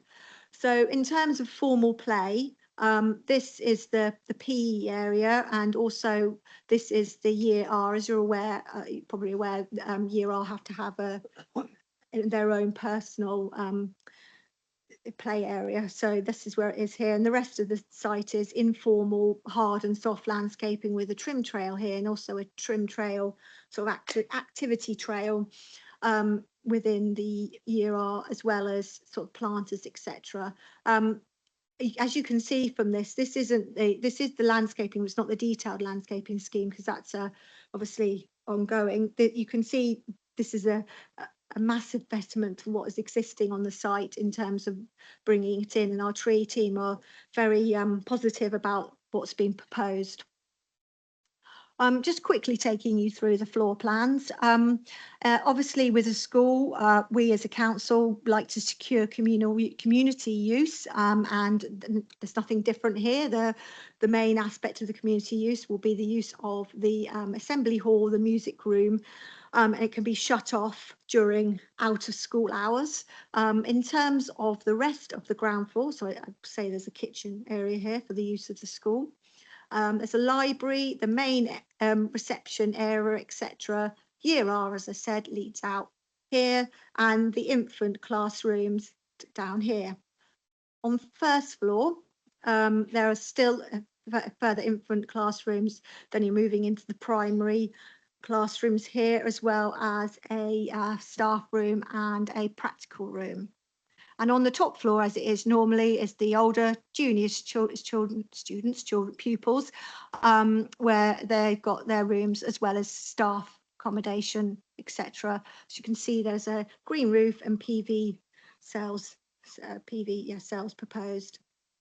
In terms of the design of the scheme, I think it's very simple, and I think it's good. It mimics and takes into consideration obviously the scheme that's opposite at the student accommodation. It's brick, which is really positive, and there's different types of brick detail, as well as types of brick in terms of shades of brick, as well as cladding to bring out emphasis, and obviously darkened windows to add emphasis and depth, really.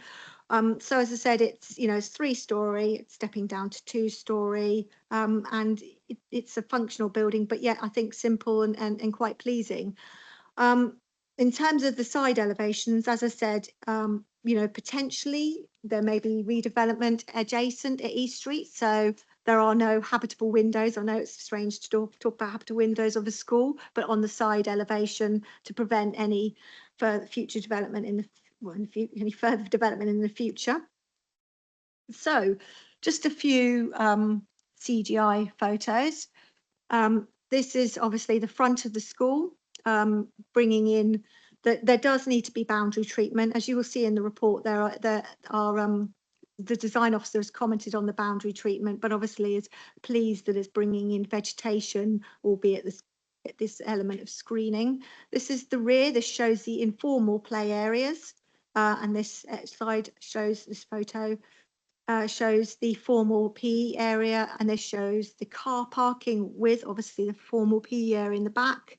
And this is the year R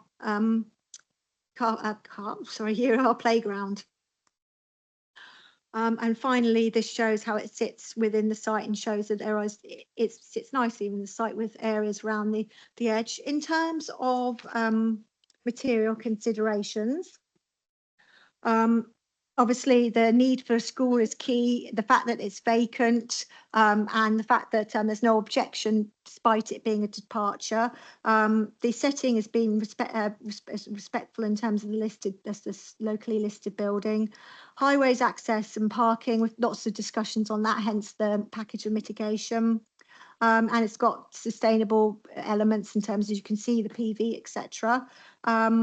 And overall, officers consider that the benefits of bringing this brownfield site back into use, providing permanent accommodation for the school, outweigh the policy comment and any other comments raised within the application. As such, the application is as set out in the report. There's no updates or anything. No. Thank you, Chair. Thank you very much. So we have no objectors registered to speak. And so we go to the supporters, who are Stephen Patty and Steve Wright. If you come forward, and between you, you have 15 minutes.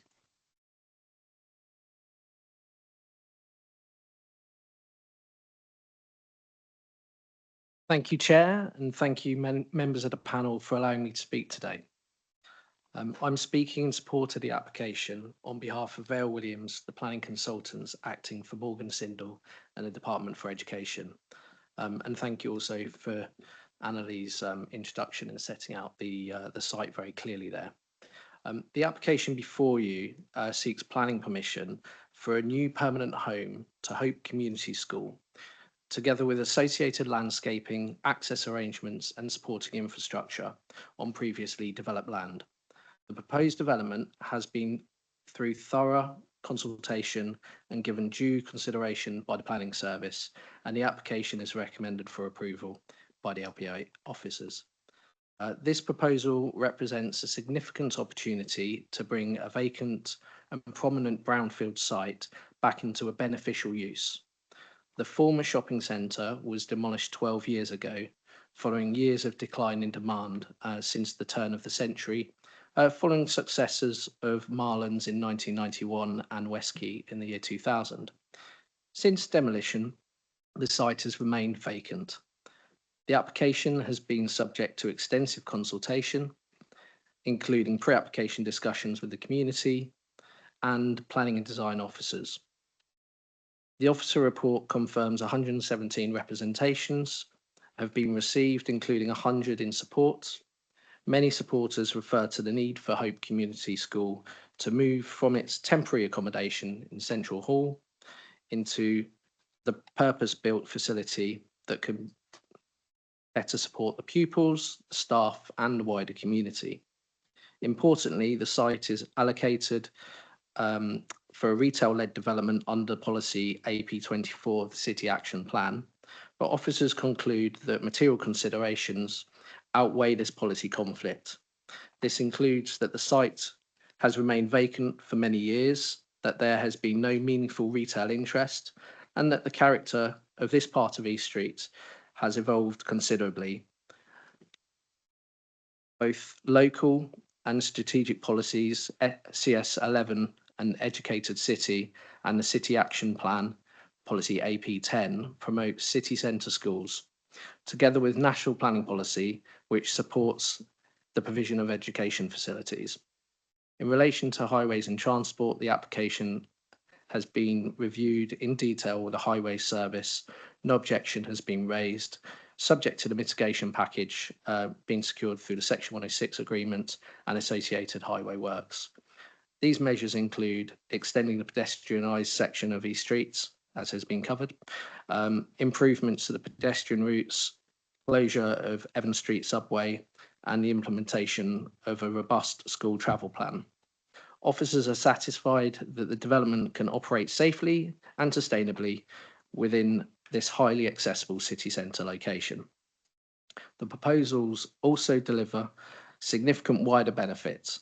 It provides a permanent educational facility for an existing school, new community use opportunities, substantial landscape and biodiversity enhancements, sustainable construction measures, including PV panels, air source heat pumps, and biosolar roof, together with investment in the surrounding public realm. Members should also note that the application has received no objections from the Council's Historic Environment Officer, nor the Sustainability Team, Trees Team, the Environmental Health Officers, utility providers, nor the lead local flood authority. In summary, the benefits to provide a permanent home for Hope Community School, bringing a long vacant brownfield site back into an active use for educational purposes, delivering a community facility and securing environmental improvements justify individually and in combination that the proposed development should be supported and granted planning permission. For these reasons, and having regard to the officer's recommendation, the support of technical consultees and the substantial public support for the scheme, we respectfully request that members approve this application. Thank you. Chair, councillors, thank you for the opportunity to speak today. I'm Steve Wright, the principal at Hope Community School. 9 years ago, Hope Community School opens its doors with a head teacher, 2 teachers, a family liaison worker and a vision to transform the life of children and families through education and to be a positive force in our community. Today, that small school now serves more than 220 children and employs over 30 staff. We've come through a pandemic, 7 prime ministers and 2 successful Ofsted inspections. And through it all, we have remained deeply rooted in the heart of Southampton. What makes this achievement remarkable is that we've done it all in a temporary accommodation never designed to be a school. Yet Ofsted describes our pupils as happy, safe and thriving. Inspectors found the children settle quickly and flourish in our inclusive environment, and parents feel part of the school community, and leaders put the needs of the most vulnerable children first. If we can achieve these outcomes in a building that was never designed to be a school, imagine what our children will achieve in a school that has been designed around their needs from day one.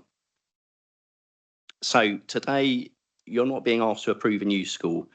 You're being asked to give a successful, established school the permanent home it's been waiting for since 2017. And the proposal does more than that. It transforms a long vacant brownfield site into a vibrant educational hub. It creates new opportunities for community use. It delivers high quality facilities for local children, and it brings life, learning and investment to a part of the city that has stood empty for many years. Importantly, the school, the council and the Department for Education have worked together constructively to develop a model that responds to Southampton's needs. Alongside our mainstream provision, Hope has the opportunity to play a leading role in supporting children with special educational needs, helping more families access the right support closer to home. So this application represents partnership, regeneration and opportunity. And most importantly, it represents hundreds of children, both today's pupils and future generations, who deserve a school building designed for learning, belonging and success. So I respectfully ask the panel to support the officer recommendation and help secure Hope Community Schools' permanent home. Thank you. Thank you very much. If you return to your seats. There's no ward councillors coming to speak. And so I'm not sure that you want to say very much, but it's your turn to speak now. I don't think there's anything I need to add. Thank you, Chair. So we move to councillor questions. Councillor Wood. Just two, which you've probably got answers to. The subway, there is an alternative crossing to the road, I'm assuming. You're blocking up the subway. Yeah, so, sorry, Annie. Oh, to go back to that right, area. sorry, you were. It's rather annoyingly hidden behind the tree. So there's a surface crossing, the tree in the middle of Capitol House. So there's one there that was put in, and then there's also one across Marsh Lane, just off the left of the picture. You go across Freefield as well. Okay, right. And the other one was on page 166. It was on about putting guardrails to deter parking. It was just whether to make it look less industrial, whether you could use things like Sheffield cycle racks or planters, so stuff that's not a planning permission thing. That's just a suggestion for making it a little bit prettier.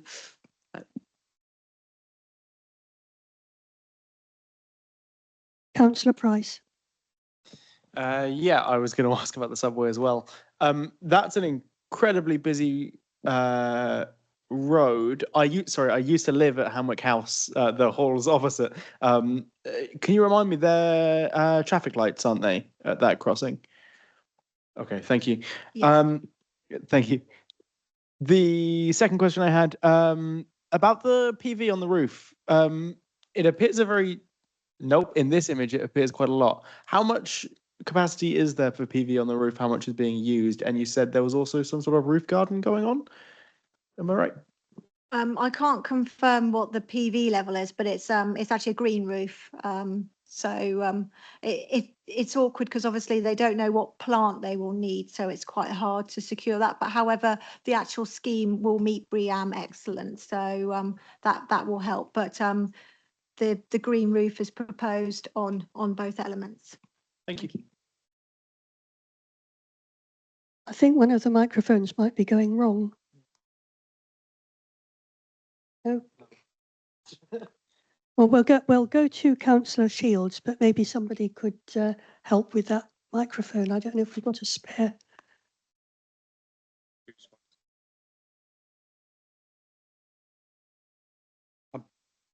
I've got two interlinked.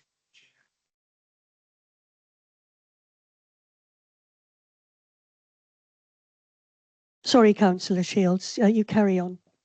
I've got two interlinked questions for Mike. One, in relation to site and context, paragraphs 1.1 and 1.2. It's been a while since I've served on this committee, but when I go past there regularly, as I do on a bus, there are two big sites, the old Debenham site and the old Queensway site. And I'm not sure what is the going to be on those sites in the future and what impact that might have. I mean, you make reference to all sorts of other things in the vicinity, but not what is likely to be happening on those other sites as a bearing. Then that feeds into something that mystifies me, because 6.52 makes reference to 149 vehicles accessing the site during drop-off and pick-up times. Now, for a primary school, it does strike me quite a large number of vehicle movements for a school where presumably a majority of the pupils will live in the immediate vicinity within walking distance. Is there any explanation as to why we have such high levels of vehicle movements for the school with the development that's proposed, which is somewhat larger than the current school that they want to replace? Okay, I can answer the first one. Obviously, the scheme that you're referring to is the Debenham scheme, which I believe I wasn't involved in, but which is a residential scheme, which is currently the site is being built out at the moment. It's been demolished. So yes, this is the site that we're looking at, which obviously is nearer. Well, I suppose if you're depending where you're going, but obviously nearer the road. But my colleague can hopefully answer your query about trips.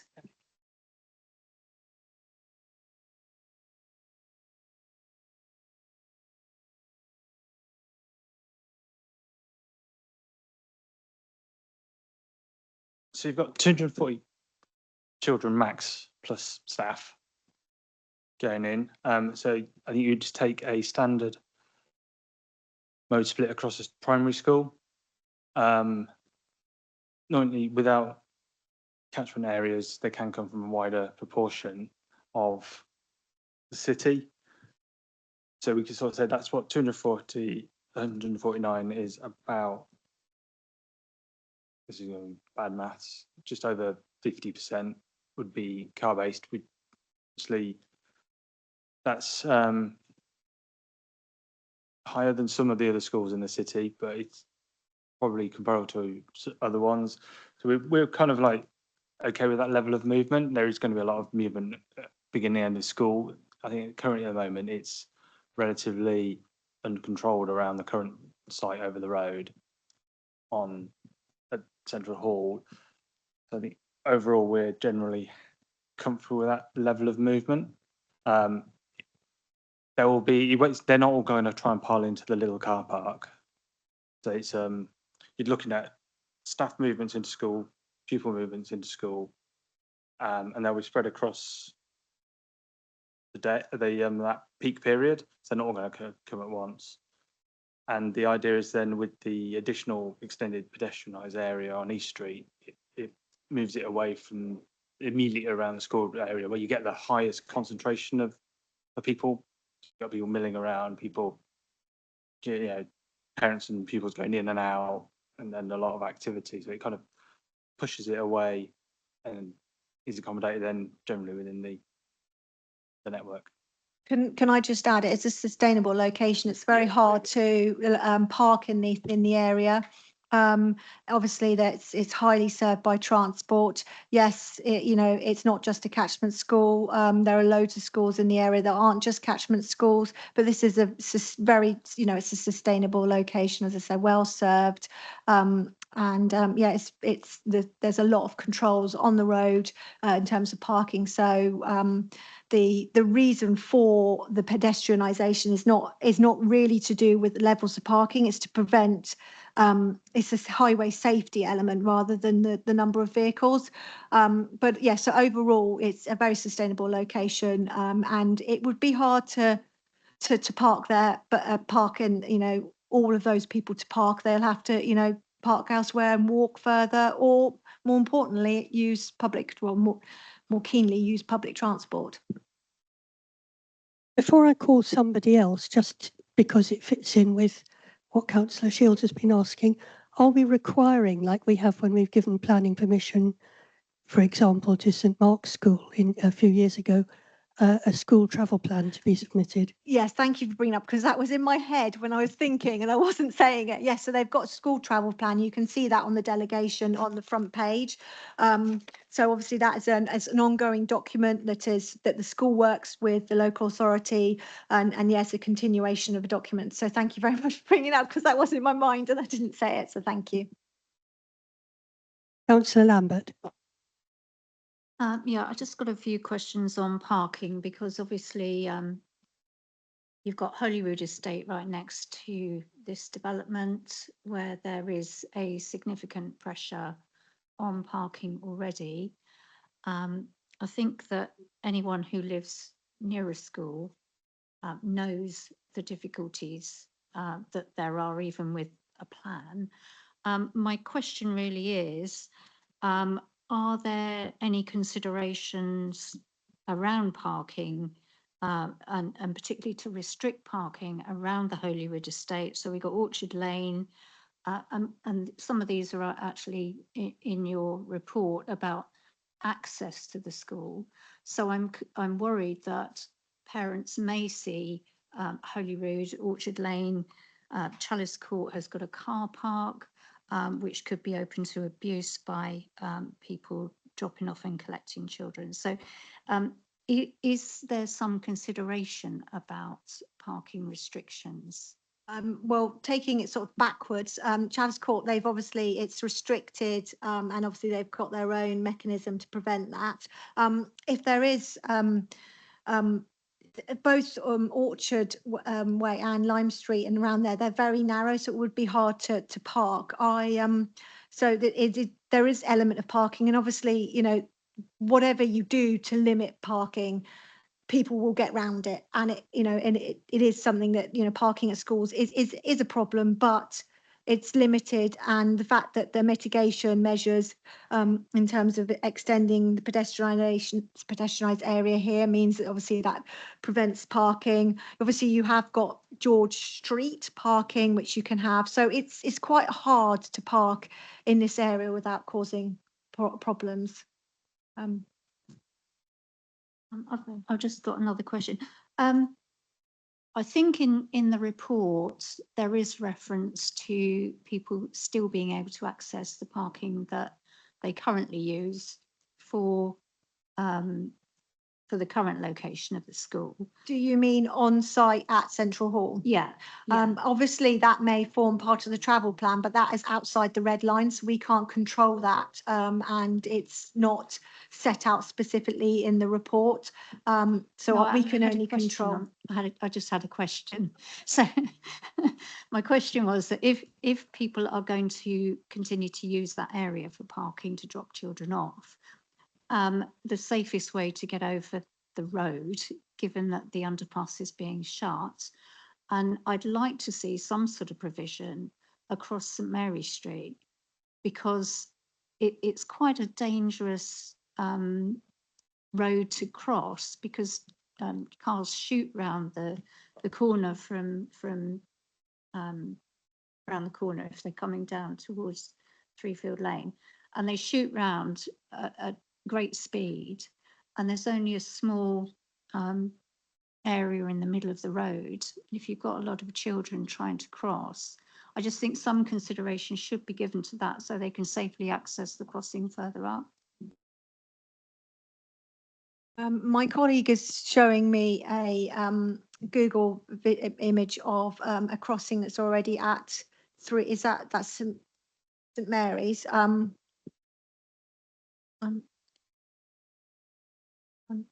wondering if I could sort of share it. Pardon? No. Would you like me to share where that is, or? Yep. Yeah, so you've got this uncontrolled crossing of St Mary's Street, which I think is what you're talking about, just as you come off Evan Street going towards Chapel. Okay. bear with me because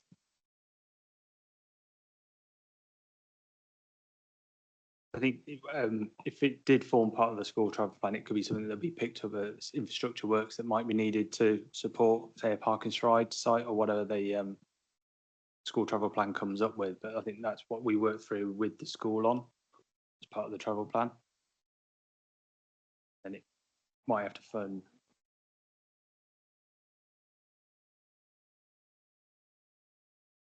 trying to work out how I can zoom in on this. Oh,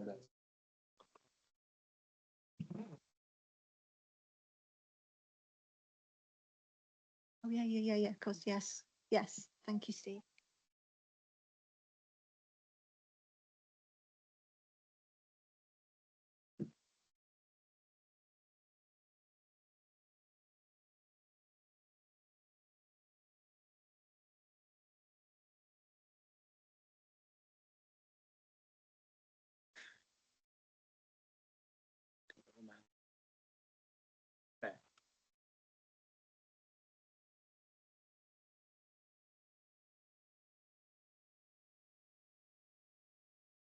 So my point is, if you've got parents dropping off where that red car is or further around the corner, and then you've got small children trying to cross over that road, I really think that there should be some sort of consideration given to a crossing or some more a formal crossing there, because cars really do come around there quite quickly.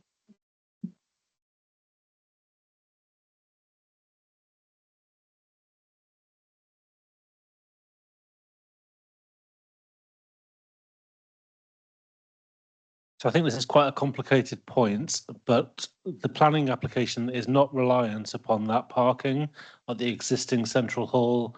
If it were, it would be within the red line and we would be controlling that that parking existed to serve the new school. If that parking isn't needed for the new school, it's therefore not reasonable for us to then secure off-site mitigation that is linking unnecessary parking across that road.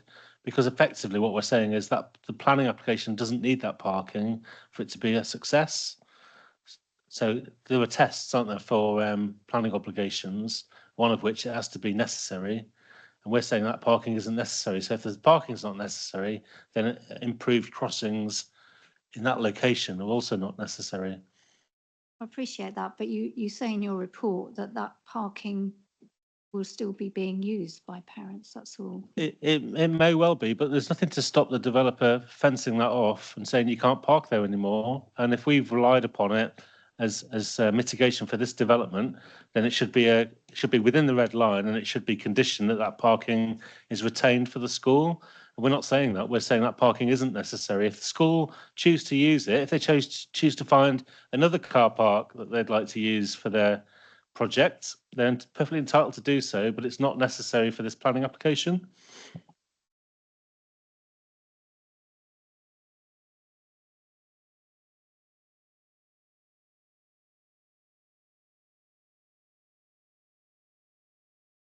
Go ahead, Councillor Lambert. Yeah, I just want to clarify because I'm slightly confused and it's probably me. But the application, as I understand it, is for a two-form entry school. And Southampton City Council Education Department do not support a two-form entry school. And as I understand it, that's a material ground for refusal. I'm just trying to clarify. So given that an agreement appears to have been reached between our education department and Hope School or the Department for Education, is there any compulsion for that agreement to go ahead? Or if planning permission, if this committee gives planning permission on the basis of a two-form entry school, could the school then renege on that agreement and we're left with a school that would materially affect other schools in the area? I'm just asking that question. So the application before you is for a two can't remember the name, to form entry.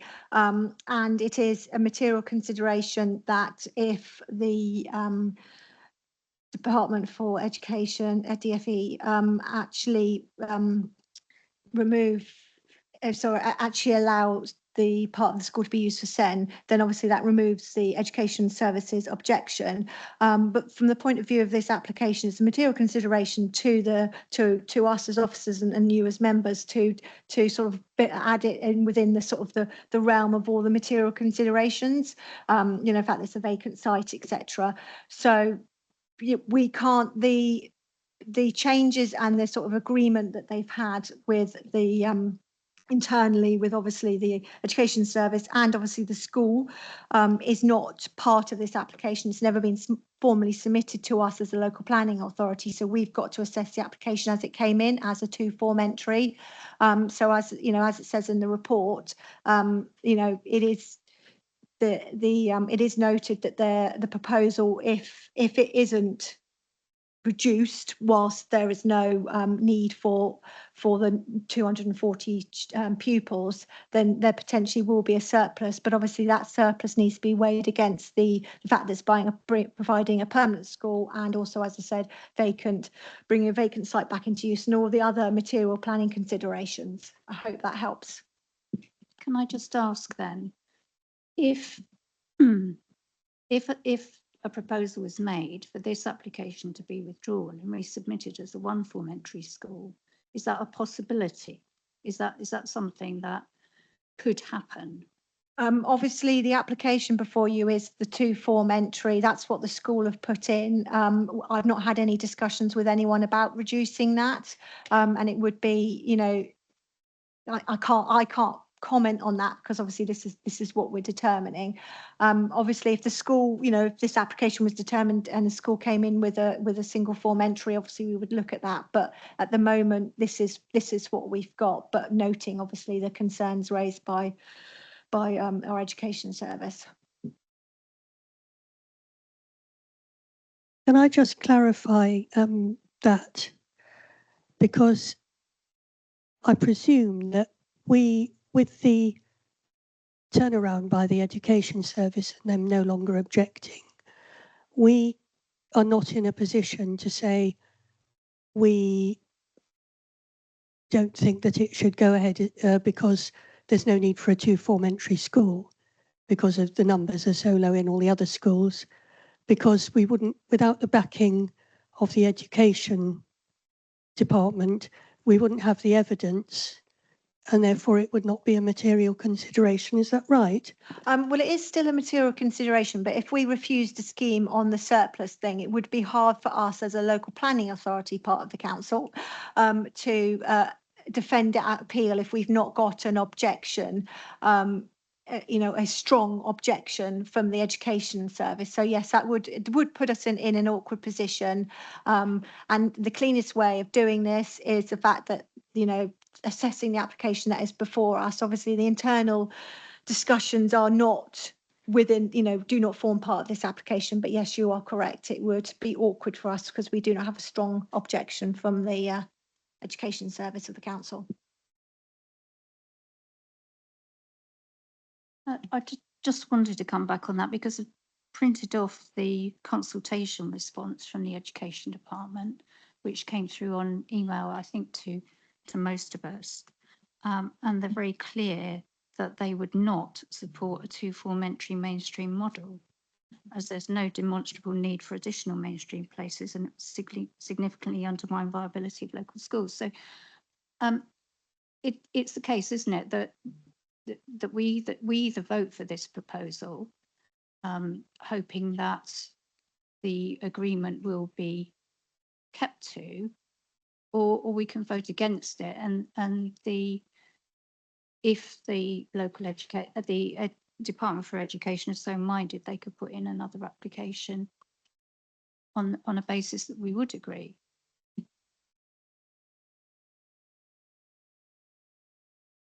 Obviously, it's in your gift to do that.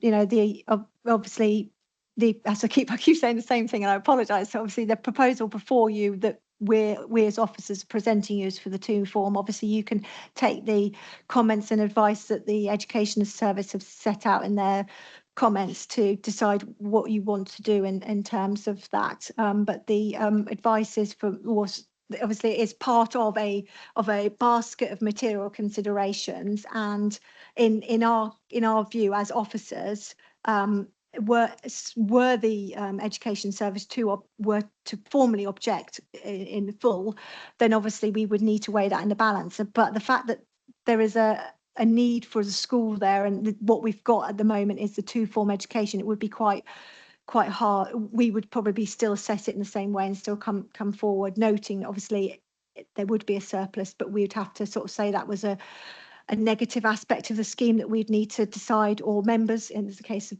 we would need to decide whether it was sufficient to refuse on that basis, really. Thank you, Chair.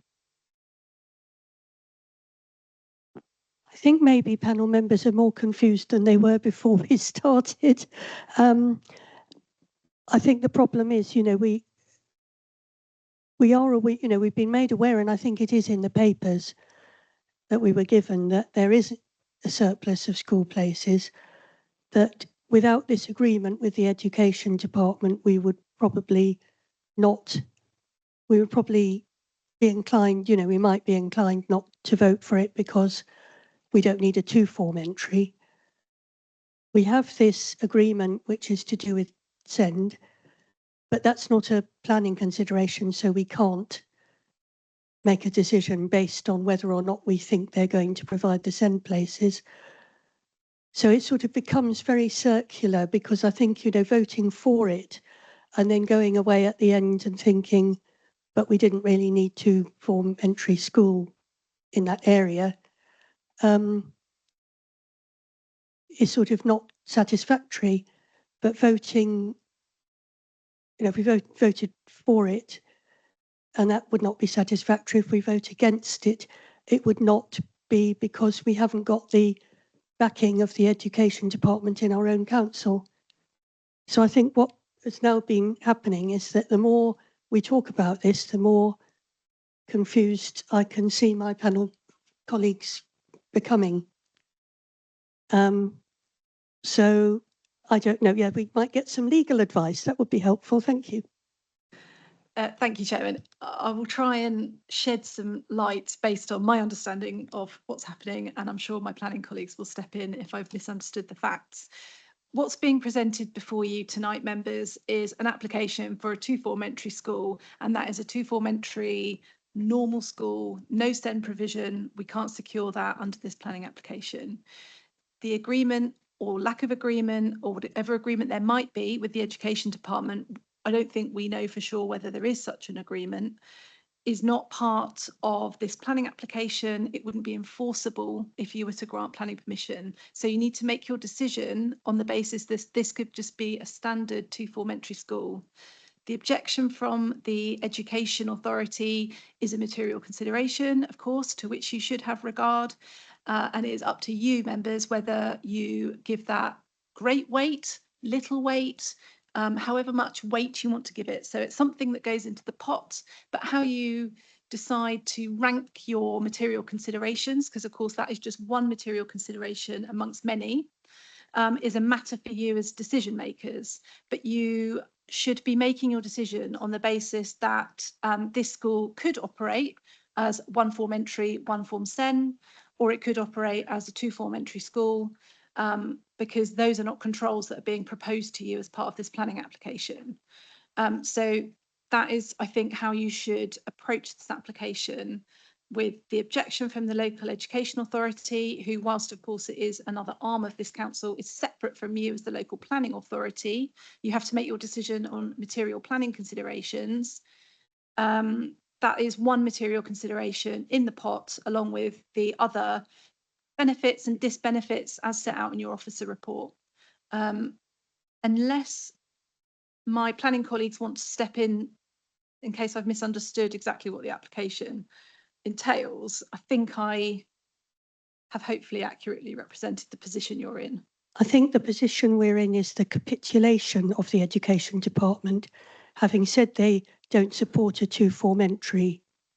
They then reversed their comments and said, if one of those forms is send, then we're happy with it. But that doesn't help us if we have to consider it as just a two-form entry school, which Yeah. obviously we wouldn't. But, so we'd be relying on, to defend our decision on the Education Department having originally said they didn't think we should have a two-form entry school, and then they reversed their decision when they were offered one form to be send. But that's not a material consideration. Therefore, we have to look at it as a basic two-form entry. Yes, I think that's correct. I think you probably need to take into account the Education Authority's representation as a whole, because they object to a two-form entry that is a standard primary school, but they wouldn't object to a one-form entry with one form, with the other half of the school being send provision. So their withdrawal of that objection is conditional on that being the case. However, that is not a condition that we can impose on this planning permission. It's not what's being proposed. So you need to see their objection or their withdrawal of the objection sort of in that context. I think they're still, their representation is perhaps both a support and an objection, but their objection is that their support is conditional on something we cannot secure. Thank you. Is everybody a bit happier with that? Councillor Shields. Well, we segue into comments there, and I shan't be supporting this because I don't agree with it being a two-form entry. We school. haven't segued into comments. Oh, right. Because I didn't ask you if you had a comment. We still have questions to come. Right, okay. You could do your comment in a minute. Councillor Price. Sorry to cut you off. So we've been told there's not an existing need for more students at this level. Can I be clear? I believe I read in there that there are currently students of this school. They're in an inappropriate site at the moment. Is that correct? So it would seem that yes, there's an increase in capacity for the new school, which might not be necessary, but a building and a school at this site does seem to be necessary based on the fact that we need to get those children out of the school they're in at the moment. No? Yes, so obviously it's a temporary nature of the school. The school is in, as I said, Central Hall, which is obviously not designed for schooling. So yes, this would be a temporary, purposely built construction, notwithstanding the increase in pupils, but yes, it would house the current pupils, yes, in a better environment. But that could be done currently in a one-form entry school. That is correct. Have we finished with questions now so Councillor Shields can make his statement? Thank you. Go ahead, Councillor Shields. Apologies, Chair. Confused.com, I think, but it's I object this because I don't think a two-form entry school is right, not on education grounds, because I think of the additional vehicle movements that it will generate, which I don't think could be safely accommodated. So I think that is a legitimate planning ground. Had an application come forward for a single form, single entry thing, I wouldn't have had any objections at all. Councillor Lambert. Well, you won't be surprised to learn that I'm not supporting this. Again, had it come forward as a one-form entry mainstream provision with the 67 places, then of course I would support it. But I am a local councillor. I'm aware of the impact on local schools in my area and the danger of one of them closing. And I have to be mindful of that, and I have to be mindful of the Education Services statement, which is very clear that they would not support a two-form entry school. I do also have concerns about parking and the way people would be dropping off children. There is a send placement very near to where I live, and a lot of those children come in on taxis and special vehicles. So, you know, it's not just children being able to be put on the bus and taken into school. So For those reasons, I'm going to object to this. Councillor Wood? I think a free school, by its very definition, is going to be in competition with local authority schools. So it seems a bit odd getting a statement from the local authority education department, who will be their competitor.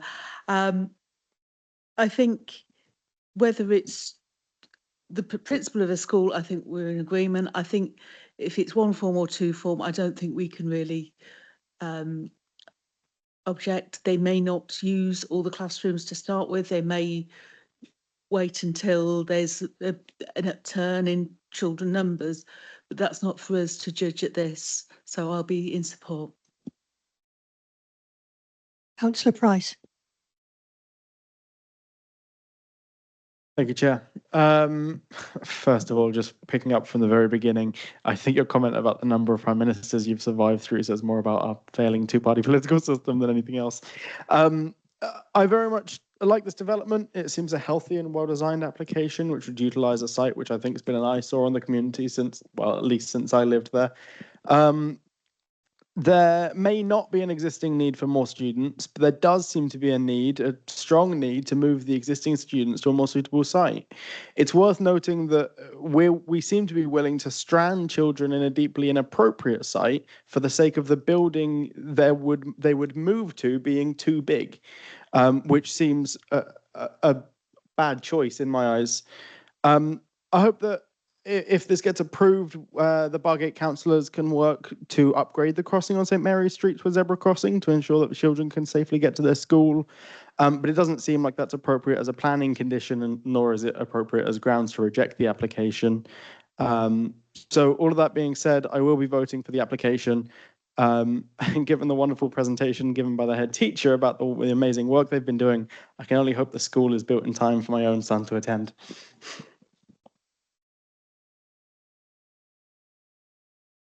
Councillor Piatowski? Thank you, Chair. Yeah, I agree with Councillor Price. The children are obviously in an inappropriate building at the moment, and this could only be a benefit to them. So I will be supporting this. We've had. Do you want to make a statement? I could make a very quick statement, which is I agree with Councillor Price, and I'll be supporting.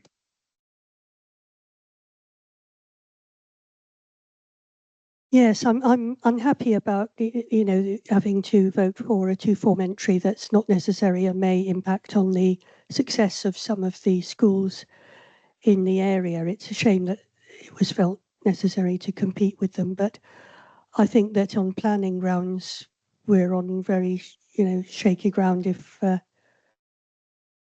we don't vote for it. I think it's really to do with the education support. Even though they didn't support two-form entry, I think that it would mean that it would be difficult for us to defend having turned down a two-form entry. I'm very concerned, nevertheless, about the bringing children in from outside the area in cars, and particularly, as Councillor Lambert pointed out, the transport for children with special needs who qualify for, taxis if they are designated to go to that particular school. But on planning grounds, you're not really allowed to predict what might go wrong in the future. And therefore, I think that I will, I'm afraid reluctantly, have to be supporting this. And so we move to the vote, which is on delegating to the Director of Transport and Planning to grant planning permission subject to criteria listed in the report. All those in favour?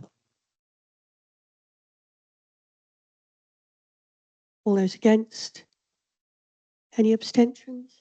No, I don't think so. So that application is passed.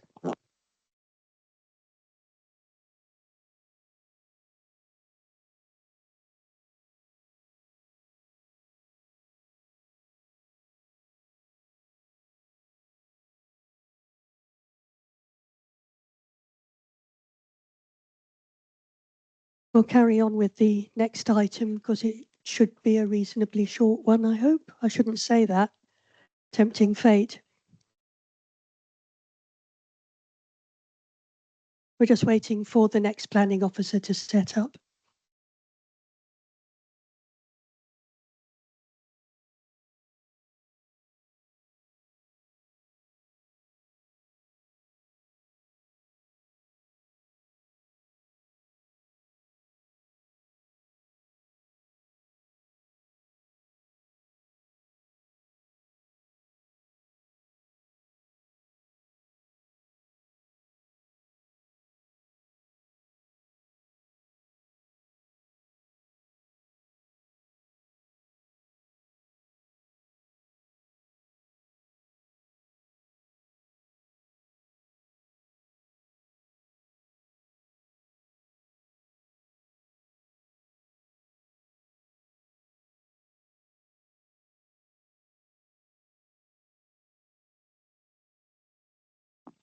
While the officers are setting up, we've just been handed an update, so you could take the opportunity to have a look at the update before we start.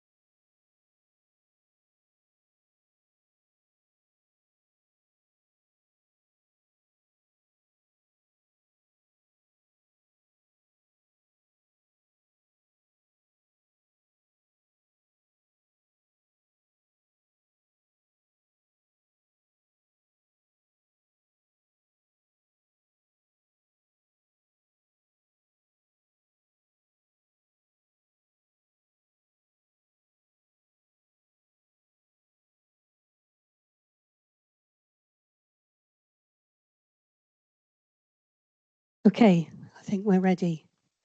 Alex Lingfield is going to present this. Thank you.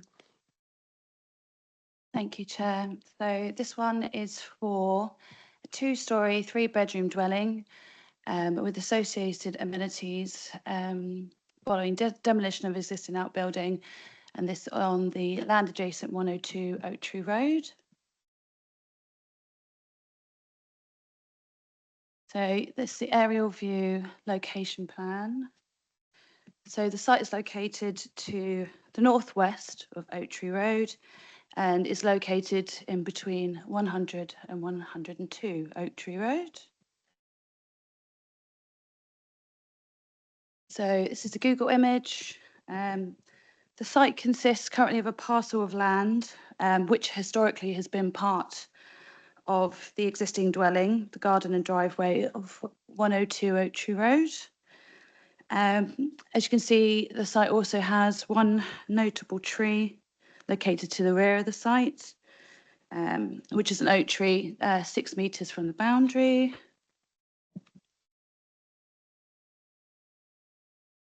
So 2 site photos taken from the front.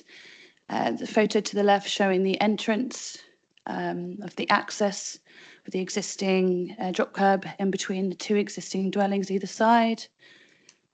And the photo to the right showing the character of neighbouring dwellings, the 2-storey red brick.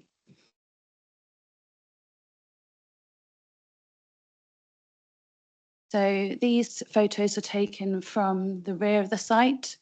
This photo shows the site to the south, the neighbour to the south, which is 100 Oak Tree Road.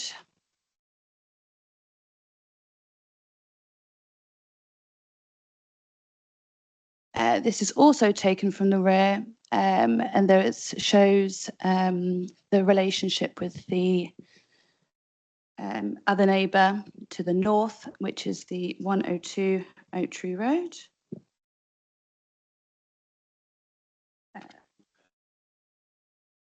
So with the neighbour at 102 Oak Tree Road, some harm was identified to the ground floor side elevation window, which serves dining room, kitchen. With this application, a BRE daylight and sunlight assessment was submitted. This assessment demonstrates that this would not result in unacceptable harm to this window. Following if the proposal was to be implemented.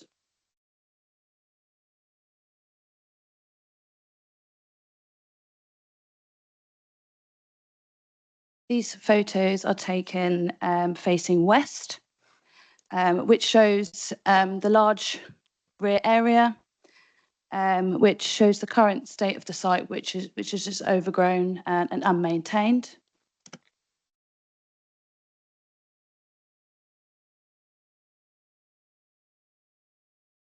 So just to point out, so the left-hand side shows the original scheme submitted by the applicant, which shows it's further to the front of the plot and it's wider.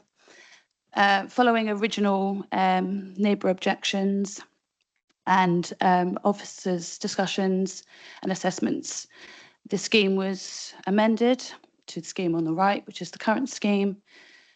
This has been reduced in width and height, reduced from a 4-bedroom dwelling to a 3-bedroom dwelling.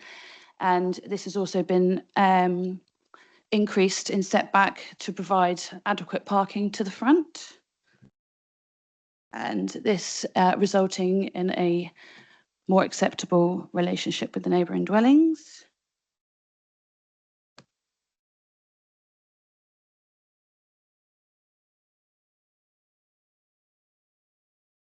So the floor plans, so these are the proposed floor plans, show the 3-bedroom dwelling with a front bay window. There will be 2 windows located to the side elevations on ground and first floor, one serving a toilet, one serving a landing, both to be obscure glazed. And there are 2 windows to the rear, 3 bedrooms upstairs, 1 window and door on the ground floor serving the kitchen, 2 to the rear for the bedrooms, and 2 to the front, for the bathroom and bedroom 2. Just to make you aware, there is a slight shortfall of the National Space Standards of 79 square metres, so a shortfall of 5 square metres. But we believe that this still provides a good living environment with that shortfall.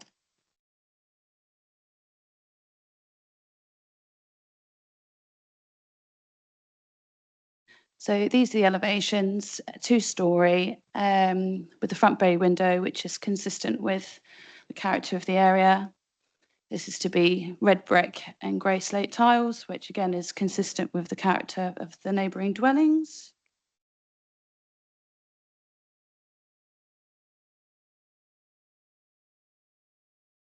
So this is the landscaping plan. So just a few points with this one. So 2 parking spaces, which are compliant with the parking standards at the front.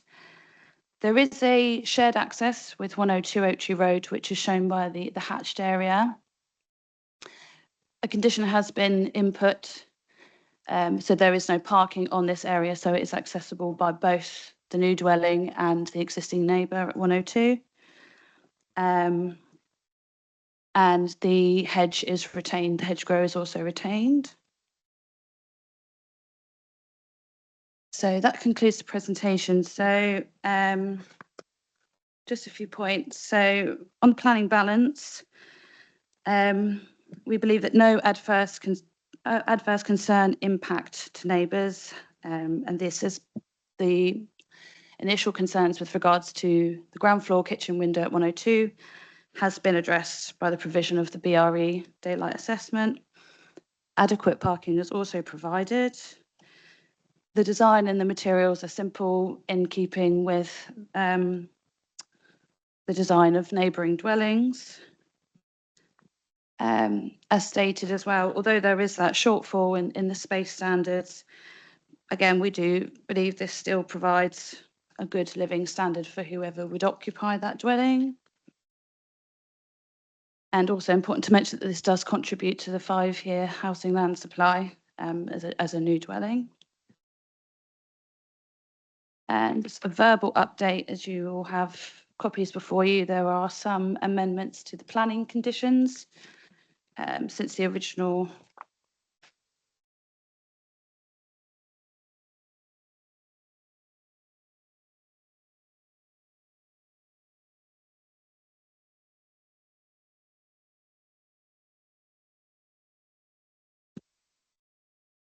Sorry, 2 seconds, bear with me.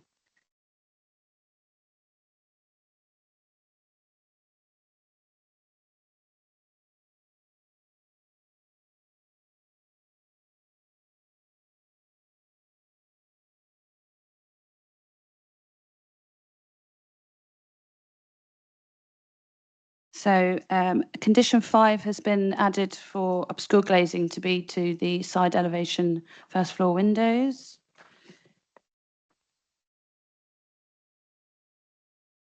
The condition 7, hours for demolition clearance construction.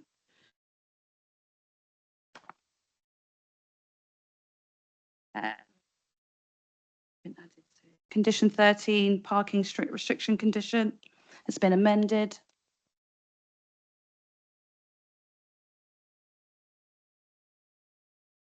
Condition 16, retention of hedge in accordance with the approved plans. Condition 17, amenity space access. And condition 21, which is the restriction of permitted development. Thank you. Thank you very much. And now we only have one speaker, which is an objector, and that's Vicky Finnerty. If you want to come forward. And you have 5 minutes.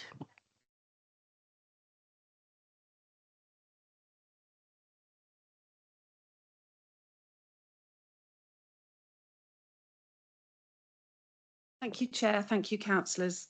My name is Vicky.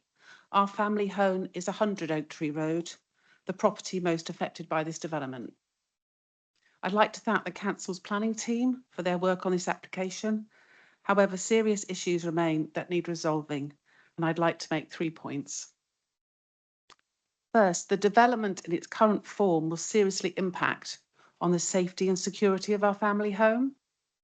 The current plans do not adhere to the residential design guide that includes supplementary planning document SPD 10, crime prevention. This states that developers must conform to the secured by design principles designed by the Association of Chief Police Officers, specifically sections 10.5, 10.7 and 10.8. The boundary between 100 and the neighbouring property at the front is a mature hedge, which you've just seen on the landscape plan. This reaches from near the pavement to the front of the double garage at 102 that will be demolished. The lockable wooden door then opens into a narrow passageway between our house and the double garage. As you can see on that screen, you've got the mature hedge going to the beginning of the new house. Well, it doesn't. It finishes at our house, which is at the end of the cars. When the garage ends, the 3 fence panels, you saw those earlier in the photos, run into a mature native hedge, and this all forms a secure boundary between the 2 properties. When the garage is demolished, this secure boundary will be lost, and anyone will be able to access our property via their proposed driveway, because that hedge is not there. So the landscape plan, which is inaccurate, shows either the existing hedge or in another landscape plan some grasses and perennial flowers, which will not prevent anyone from accessing our property. So the plans therefore need revising. I had raised this in an earlier objection to the revised plans in April. We would like the developers to replace the secure boundary wall, the wall of the double garage, with fencing, and the highways and landscapes plan should be changed to reflect this. This is covered by policies in the Secured Design Residential Homes Guide for 2025. Section 10.5, side and rear boundaries are all vulnerable areas, such as exposed side and rear gardens. They need more robust defence barriers by using walls or fencing to a minimum height of 1.8 metres. Section 10.8, to secure the security and longevity of boundaries, it's important to make sure that fencing is specified to a risk commensurate with the high standard. Providing fencing of a greater specification will support government sustainability agendas. And 10.7, specimens such as hawthorn may be trained to provide an additional physical barrier above the height of the fence. My second point is that these improvements to our security would impact the development's biodiversity net gain index, which is currently 6.7 and not over 10 where it should be. The BNG and landscape management plan states this would be mitigated by additional habitats and also hedgerow to the rear of the property to reduce the loss on site. But the landscape plan makes no mention of new hedging to all or any hedging that to the rear, and indeed any hedging to the rear of the property would either not grow or die given the proximity to the mature oak tree and the shade it produces. However, the new fence that borders the new boundary between the land adjacent to 102 and to itself, also not on the landscape plan, might have a new hedge planted alongside to improve the BNG index. I respectfully suggest that the plans need revising before approval. The Council's ecology officer had not replied to the latest report and hopefully would be able to do so before approval is given to ensure every effort is made to increase the BNG, while also helping to ensure our continued safety. My final comment is that the house and garden at 100 Oak Tree Road were finally sold by auction only last week. This slightly changes the situation. I believe it's fundamentally unfair to proceed with this development without the new owners or residents having an opportunity to comment. With 102 until last week owned by the vendors of the plot of land under consideration, no comments were forthcoming from 102 in previous neighbourhood consultations. I appreciate having the opportunity to speak today and thank you for your time. Thank you very much. You can go back to your seat. And so we go back to Alex Lenfield for your responses, or somebody. Yeah, thank you, Chair. I'll take these because there's a few semi-complicated bits to get into, 3 bits, I believe. So one centres around the landscape plan and about the existing hedgerow and how far it goes and how, if you take that down, how it exposes that boundary. We had originally in the conditions tried to implement the landscape plan which had been put forward. In retrospect, and very fair points here from the neighbour, 15 and 16 effectively can be struck out and replaced with a requirement for details of full landscaping, including that a more secure boundary treatment and means of enclosure as well. So it's a slight oversight on officers and a very good point from the neighbours, but we can mitigate it through securing a condition which asks for a landscape plan in full that we can agree prior to commencement of the development. So that's how I propose we address that. BNG, I'm going to look at Councillor Wood now because I know you're keen on this, but so it's the original BNG requirement put forward by the applicant was 6%. So Vicky's quite right, it is under the usual 10%, but given the size of the site, it's very triangle, it's 0.06 hectares, it's a big site, so plenty of room to get your BNG on site. We don't have the biodiversity officer's comments, but officers are confident that you can secure biodiversity net gain through a landscape plan, through a biodiversity enhancement plan prior to development taking place. And that's a standard condition on all new developments now anyway. So officers are confident that even though the original scheme was a bit light and meeting at 10%, there is a requirement where you have to meet 10% biodiversity net gain on these sites.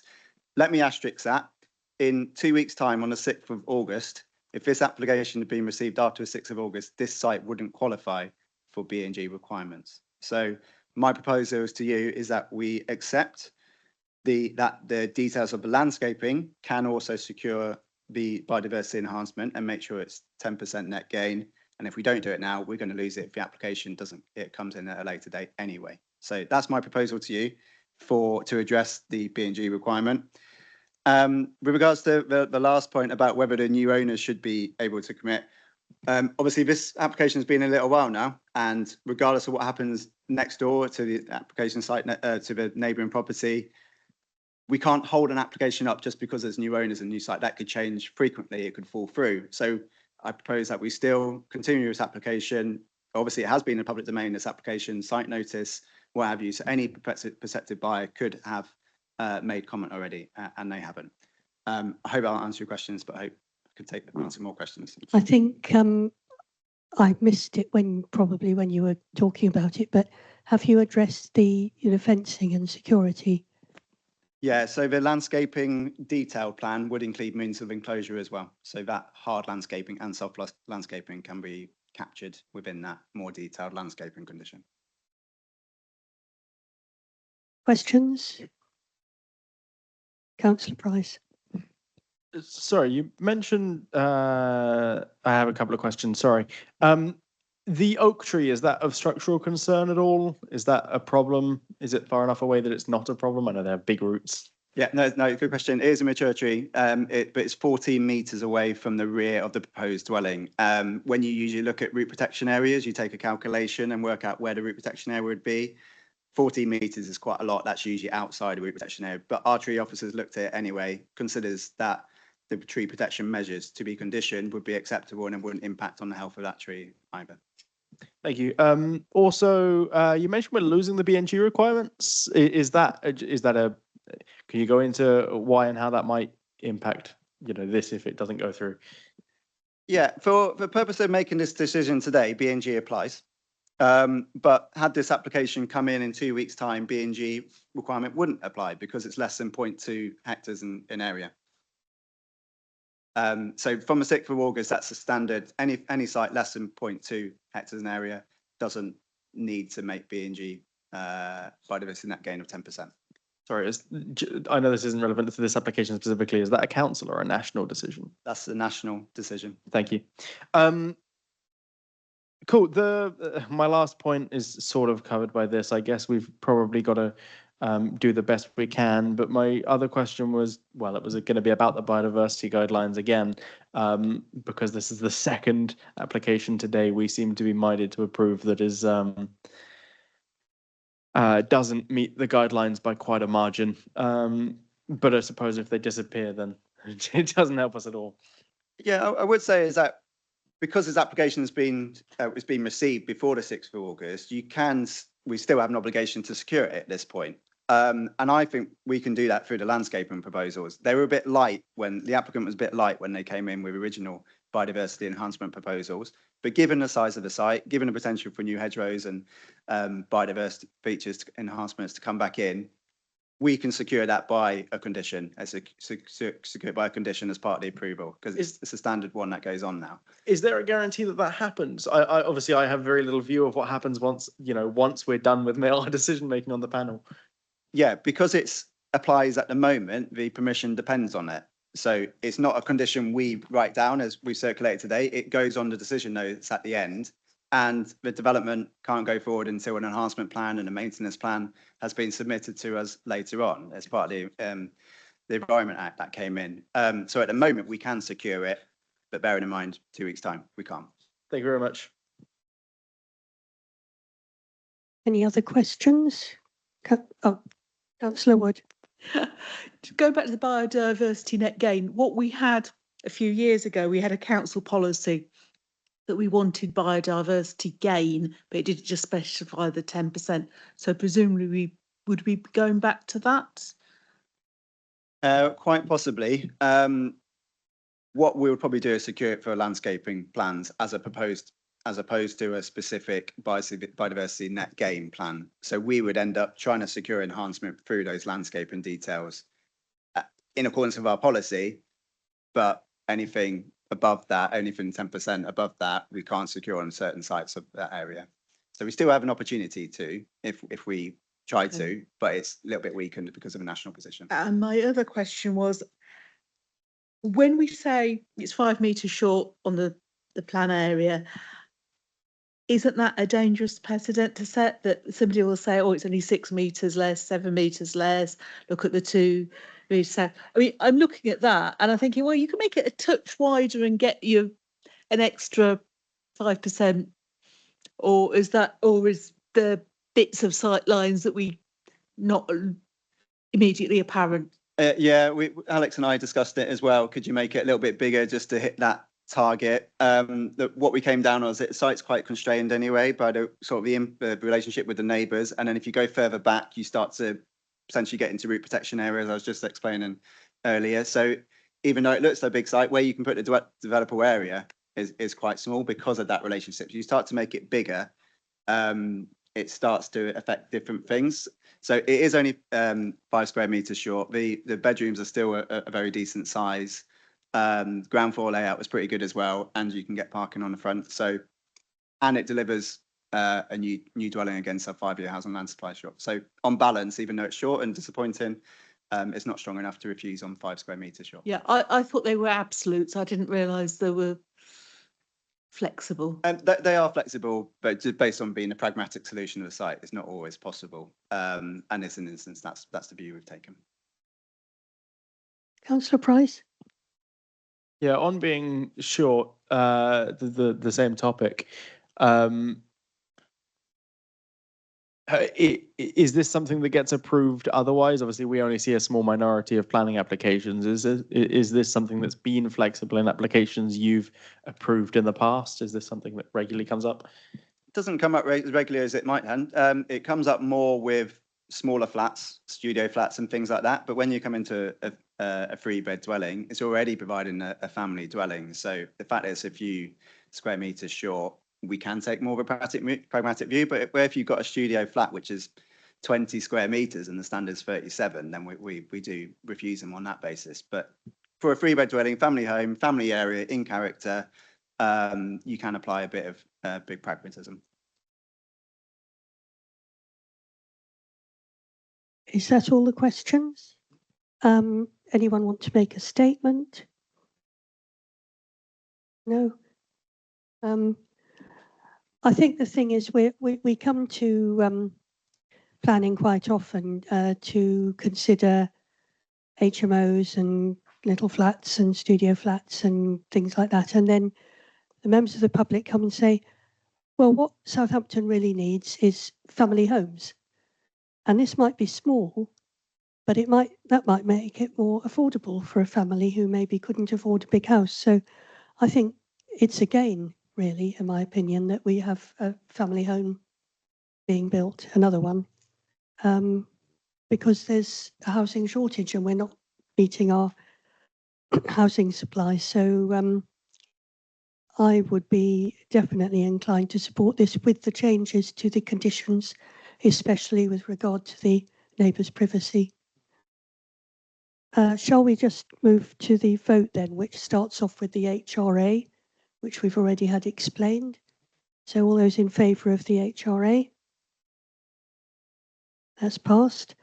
Now it's to delegate to the Director of Transport and Planning to grant planning permission subject to criteria listed in the report. We have, well, I think that's given, isn't it? That the conditions are added. Yeah, so as Alex explained earlier, the sheet that you got in front of you, the amended conditions, the ones that we're changing are conditions 15 and 16, and we're going to amalgamate those and make it a full requirement for full landscaping details to be submitted, including boundary treatment.